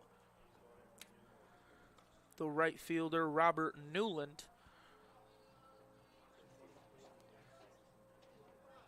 Lockhart going to stay in the game in case they need his bat later, although the bat hasn't been alive much today. It's got a history of it. Jacob Davis setting up for the save. He enters with a 3.14 ERA, 5-4 record, 12 appearances. He's usually a starter. He's come in once for a save. He's got 57 strikeouts, 20 walks, 22 earned runs. And Jacob Davis has given up 8 doubles, 2 triples, and 4 home runs. He's also had 2 wild pitches and 2 hit batters. Jacob Davis gets through his warm-ups. Tying run 90 feet from the dish. Winning run awaits at second.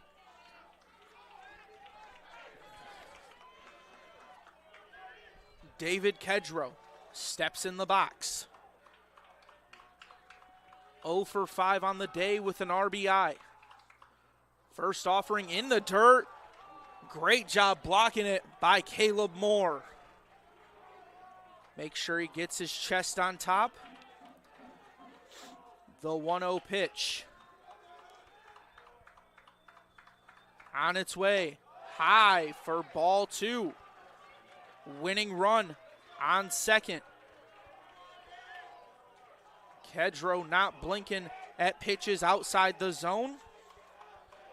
He's waiting for his pitch.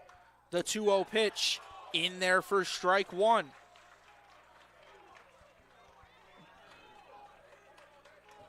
Bases loaded. 2-1 the count with 2 outs. Davis delivers.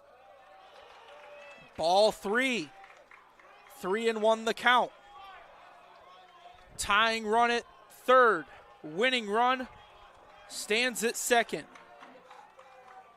For the MIAA championship, Davis delivers outside. Ball 4. It's a tie game as Jacob Davis has walked us to being deadlocked at 7.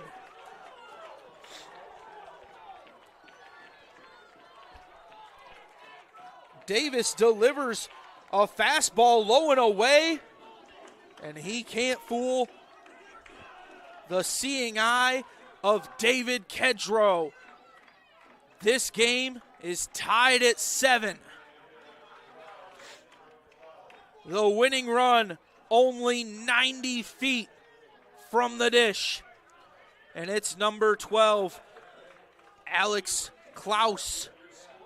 He came in earlier to pinch run. It's his first at-bat of the day. Bulldogs trying to win 3 straight. First pitch in there for strike 1. A 3-peat on the line. Klaus facing off against Davis. Davis delivers the 0-1. In there for strike 2. 0-2 the count. Davis is attacking Klaus.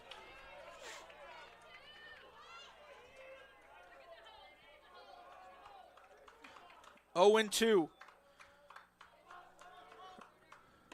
Outside for ball 1. Bruder stands at third. Dancing around trying to distract Davis as he knows the importance of this moment. Jacob Davis outside, but a swinging miss by Klaus. It'll sit down the Bulldogs, and we're playing 11. Don't go anywhere. You're watching the MIAA Championship here on ACTV.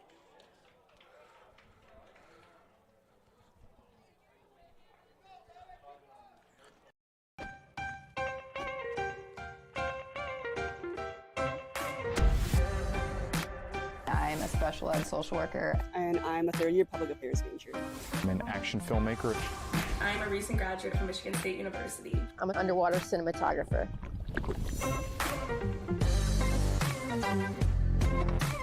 So I didn't really decide I wanted to become a pilot till after college. Jevy is like a consolidated platform where I could have focused information in a couple swipes. Involve yourself as many opportunities that you can. The number one most important thing is knowing your own weaknesses. Proper planning. Breakfast. It's always something different, something new.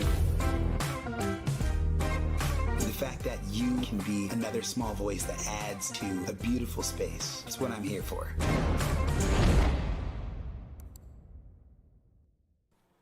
Welcome back as you're watching the MIAA Championship.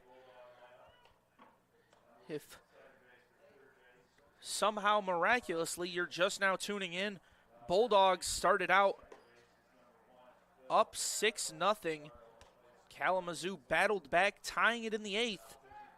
They took the 7-6 lead in the top of the 10th, but Jacob Davis walked in the tying run with 2 outs, bringing us here, the top of the 11th, with Griffin Firestein on the mound. Ryan Davis has moved over to third. Philip Villardo comes in the game at second.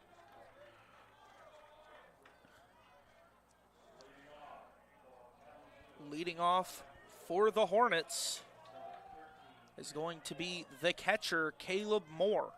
1 for 5 on the day. First offering, it's going to be flied up to Jake Burns at first base. It's 1 pitch, 1 out for Griffin Firestein. Can't imagine you could be more efficient. So Firestein will face off against Ryer Reinhardt.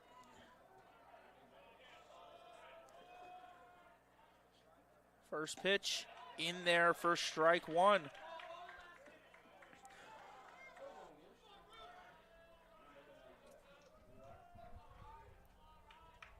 Griffin Firestein delivers. Strike 2 looking. Ryer Reinhardt 1 for 4 on the day with an RBI and a walk.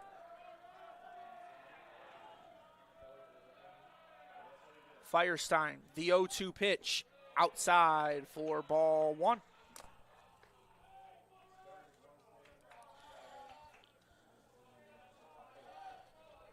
Griffin Firestein enters today with a 2.81 and 2 saves on the season. This is going to be slapped over to Davis at third. And let's let that arm eat. It'll roll into the glove of Burns. Not the strongest throw we've seen from Ryan Davis, but after throwing 126 pitches earlier and then playing second all day in this one, I'm not surprised to see the arm a little weaker out there, but he gets it to his mark. That's all that matters at the end of the day. As first pitch strike for Firestein. The 0-1 on its way. In there for strike 2. Look to be in on the hands of Lockhart. Kedro sets up outside. Pitch knocked right back to Firestein. The comebacker, not a problem for Griffin Firestein. As we'll step aside, don't go anywhere as you're watching MIAA Championship action on ACTV. 10 years ago, Adrian College Television set out on a mission to bring the excitement, the passion, and the unforgettable moments of Bulldog athletics to fans everywhere. From the field to the court, from nail-biting finishes to championship victories, ACTV has been there to capture it all. Yeah, Jordan Spear. Happy birthday, buddy. I'm sure. This year, we celebrate a decade of dedication, 10 years of innovation, teamwork, and delivering the energy of Adrian College straight to your screen.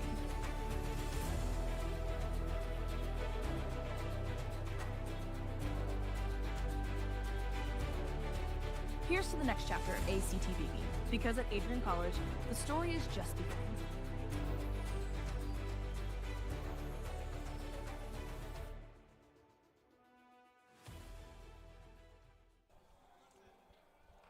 Lefty takes the mound. In relief, it's going to be Cole Bronoel Cathrell stepping in for his first action of the tournament, and it's going to come in the most important moment. Bottom of the 11th in the championship game. Win or go home, playing for an automatic bid into the NCAA tournament.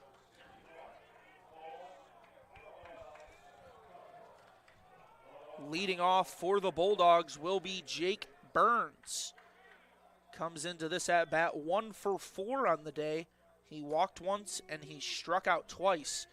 Those 2 strikeouts, controversial calls, as Burns getting his warm-up swings in, almost just took out Jackson McGuigan, got a little too close. Burns will step into the box.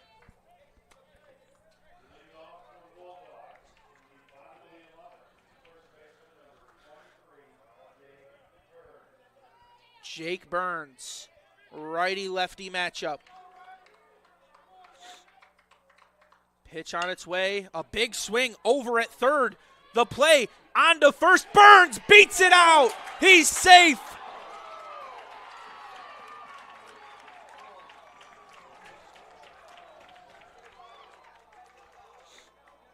Unable to make the throw.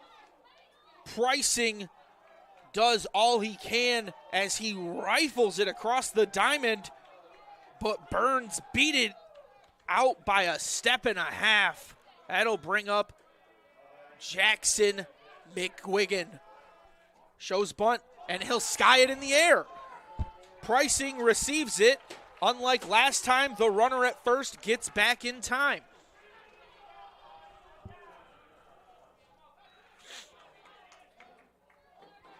That'll bring up Philip Villardo for his first at-bat of Game 7.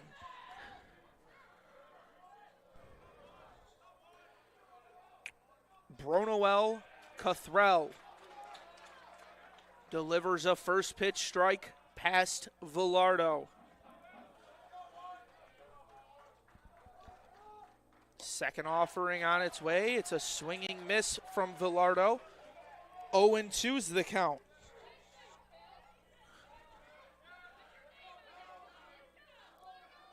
The 0-2 pitch swung on and missed.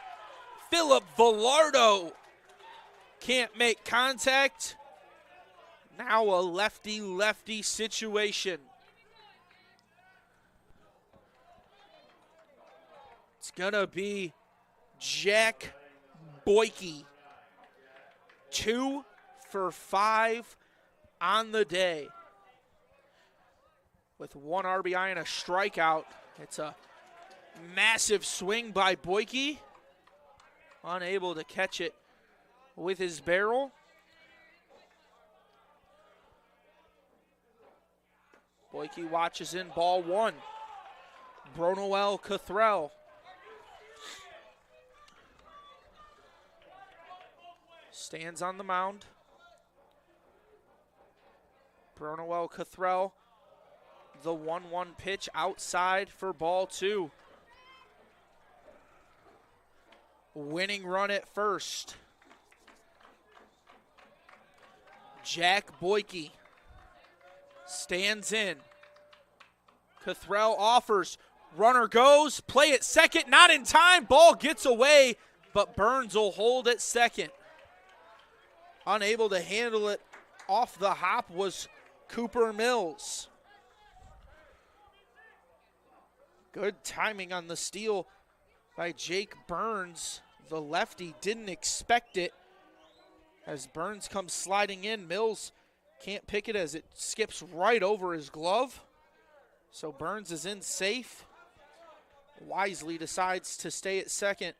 That puts a runner in scoring position for Jack Boyke in a 3-1 count. Bronoel Cothrell steps on the mound. He'll come set, check on Burns, delivers outside. Jack Boyke will jog down to first, worked a great at bat, and finds himself sitting on the base paths for Lincoln Hayward. Hayward 3 for 5 with 1 RBI on the day. He's also walked once. First pitch in there for strike one.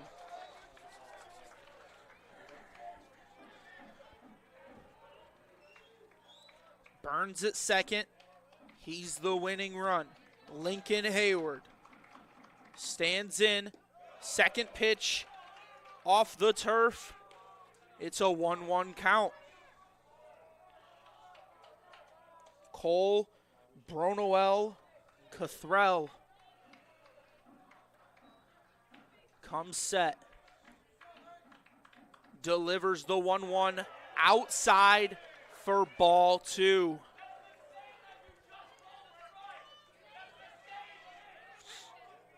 Fans unhappy with it, but the moment couldn't be bigger for Lincoln Hayward. The 2-1 pitch fouled off. It'll bring it to 2-2.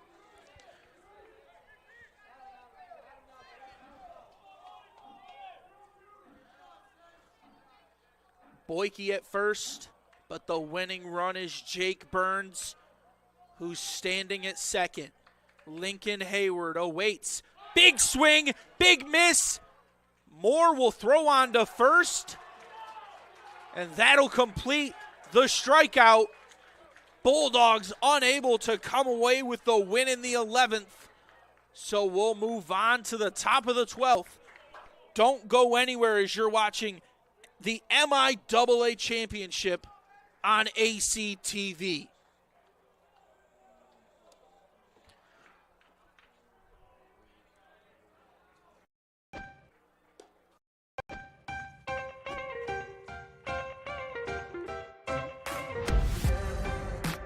I'm a special ed social worker. And I'm a third-year public affairs major. I'm an action filmmaker. I'm a recent graduate from Michigan State University. I'm an underwater cinematographer.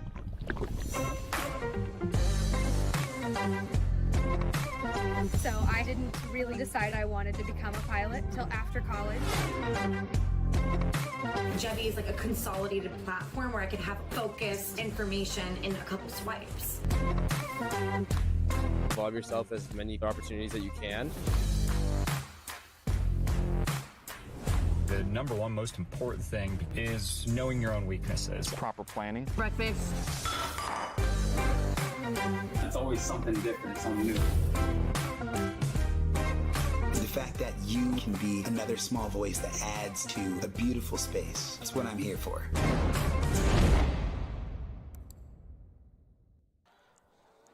Griffin Firestein out for his second inning of action.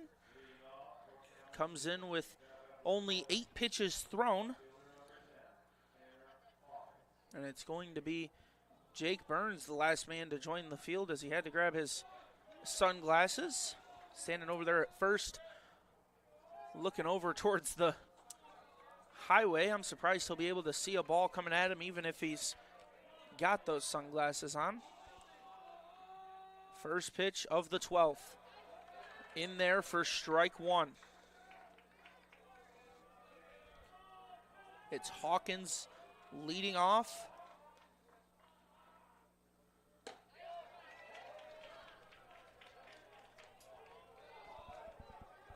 Strike 2 called. On deck for the Hornets is Alex DiDio. In the dirt, ball 1.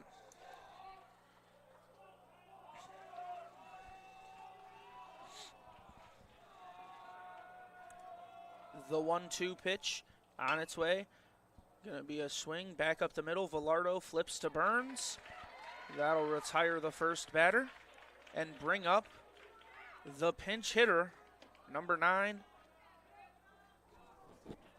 Alex DiDio.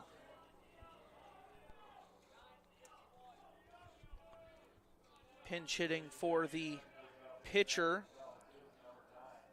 Bronowell Cathrell, is pinch hit for by DiDio.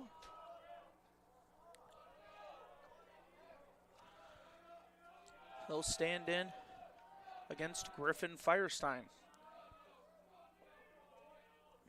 First pitch outside for ball 1.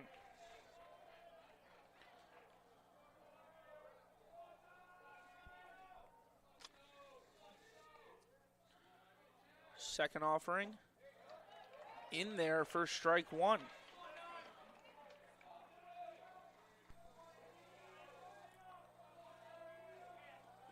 One and one the count. Firestein delivers. Big hack by DiDio. It's fouled back.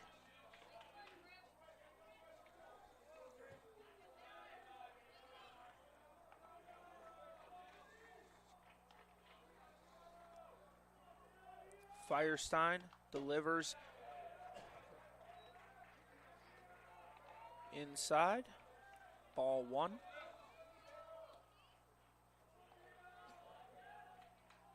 Ball 2, mind you, 2-2 the count. Swung on and missed. DiDio tagged by Kedro. So it's 2 up, 2 down for Firestein to start the 12th. And that'll bring up number 14, the second baseman, David Steckow.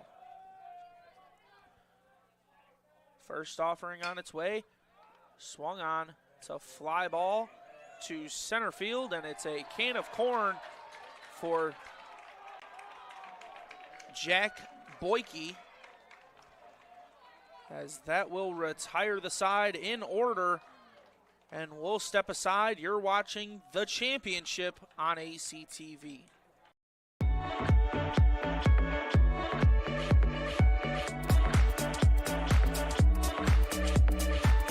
You stand today, students, on the threshold of a magical time in your life, a time of significant growth, introspection, self-awareness, challenge, and opportunity. A time that you will always look back on as special years. Never experienced before you arrived today, and never replicated after you graduate.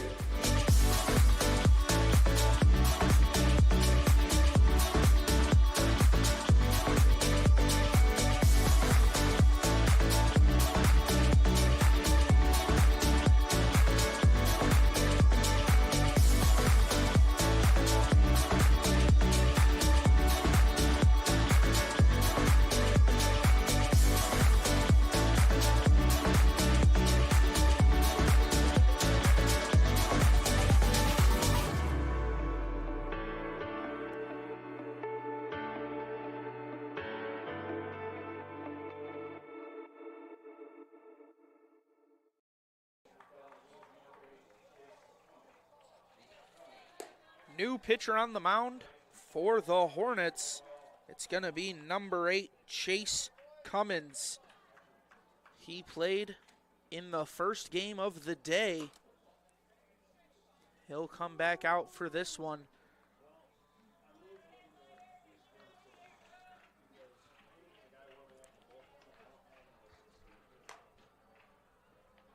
Chase Cummins will face off against Nick Bruder, Ryan Davis, and David Kedro. It's the heart of the order to face off against Cummins.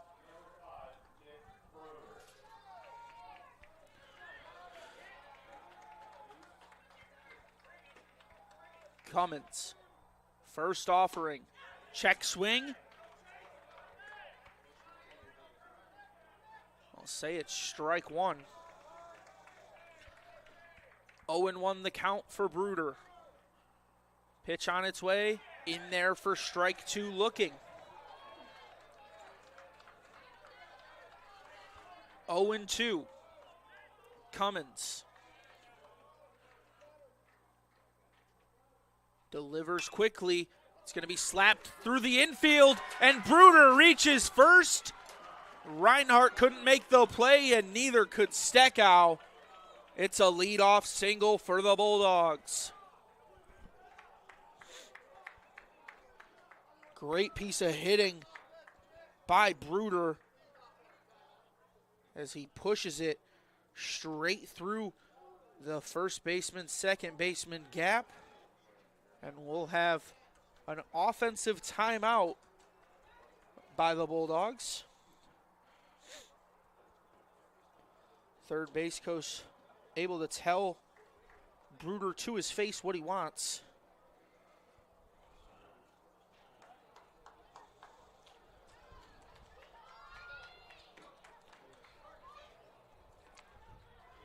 Ryan Davis steps in.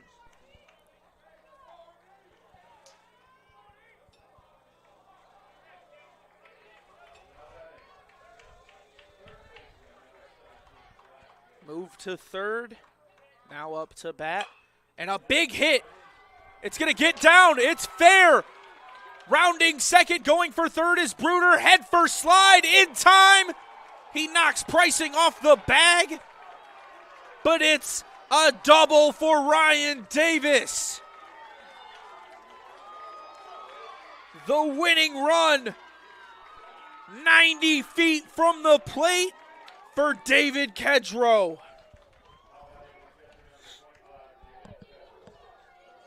Seventeenth hit of the ball game for the Bulldogs is a big one, as it brings up David Kedrow with no outs for a big moment, and they're going to intentionally walk David Kedrow to bring a force out at home.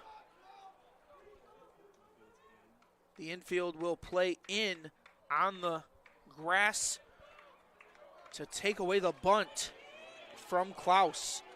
Everybody's going to make the play at home if they get the opportunity. Klaus steps in. First pitch on its way. Klaus watches it in for ball one.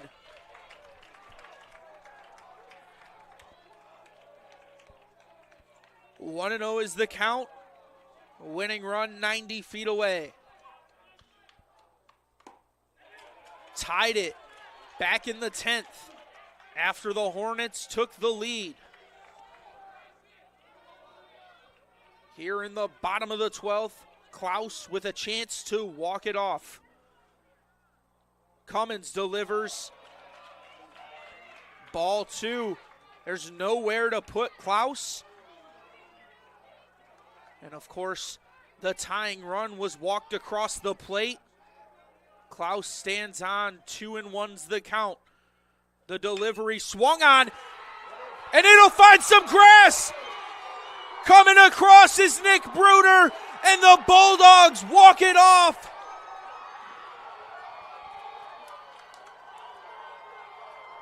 Klaus with a phenomenal play to bloop one out of the infield.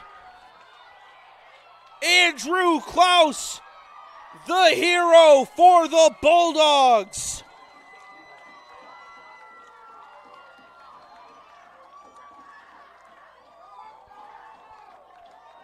The senior out of Westerville, Ohio, has just gave the Bulldogs a three-peat and gave them the automatic bid into the NCAA tournament.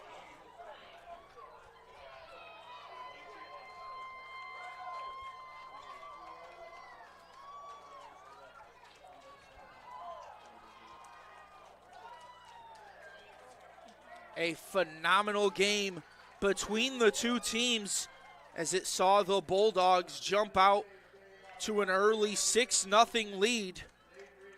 The Hornets battled back, grabbing 4 in the 5th, 1 in the 6th, and tied it up in the 8th. They took the lead in the top of the 10th with a solo shot. And then the run was walked in to tie it in the bottom of the 10th. After a scoreless 11th, the Bulldogs come up clutch with a walk-off single into shallow left field. Griffin Firestein came in to pitch a fantastic game in extras, but Andrew Klaus, the senior that everybody will be forced to remember, with the blooping single into left. Nick Bruder, the final run across the board, as the Bulldogs have won the MIAA championship for the 3rd straight year.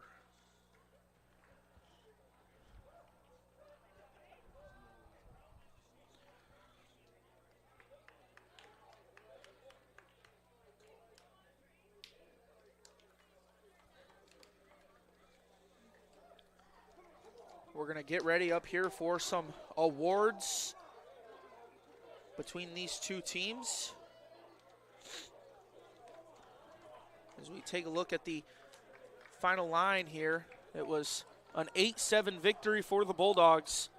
They outmustered in the hit category 17-12, and despite committing 2 errors earlier in the game, they walk away victorious. Celebrations for this Bulldogs squad, as all they know is winning, and they've done it once again.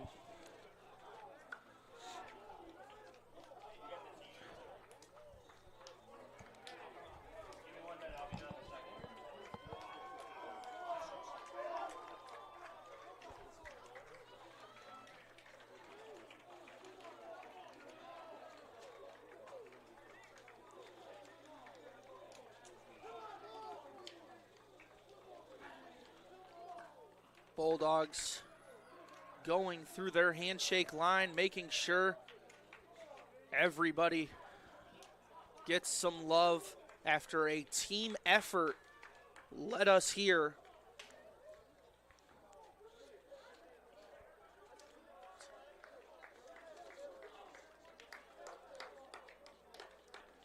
"20 total players took the field in the championship game.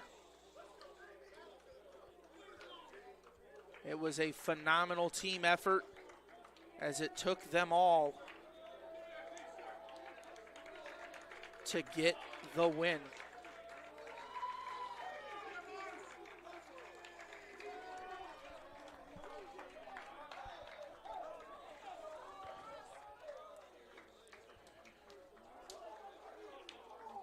We're going to step aside. Here is the Associate Commissioner of the MIAA, Lauren Bryn Dunn, with the trophy.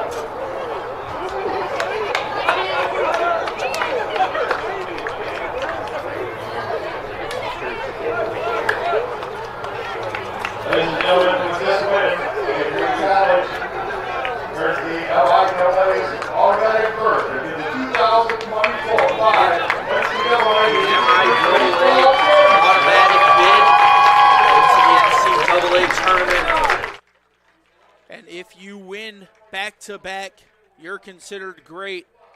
But if you win a three-peat, you're considered legendary in the sports world. That's what the Bulldogs just did here today. The shirts have been handed out, and they're going to get a quick team photo to remember this moment.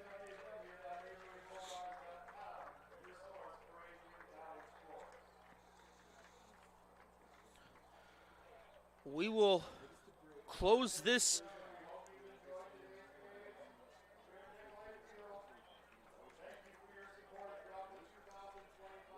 will close us out here as the Bulldogs started out hot, leading 6-0, and then Kalamazoo battled back, scoring 4 in the 5th, 1 in the 6th, tied it in the 8th, took the lead in the top of the 10th before Adrian had a walked-in run to tie it up.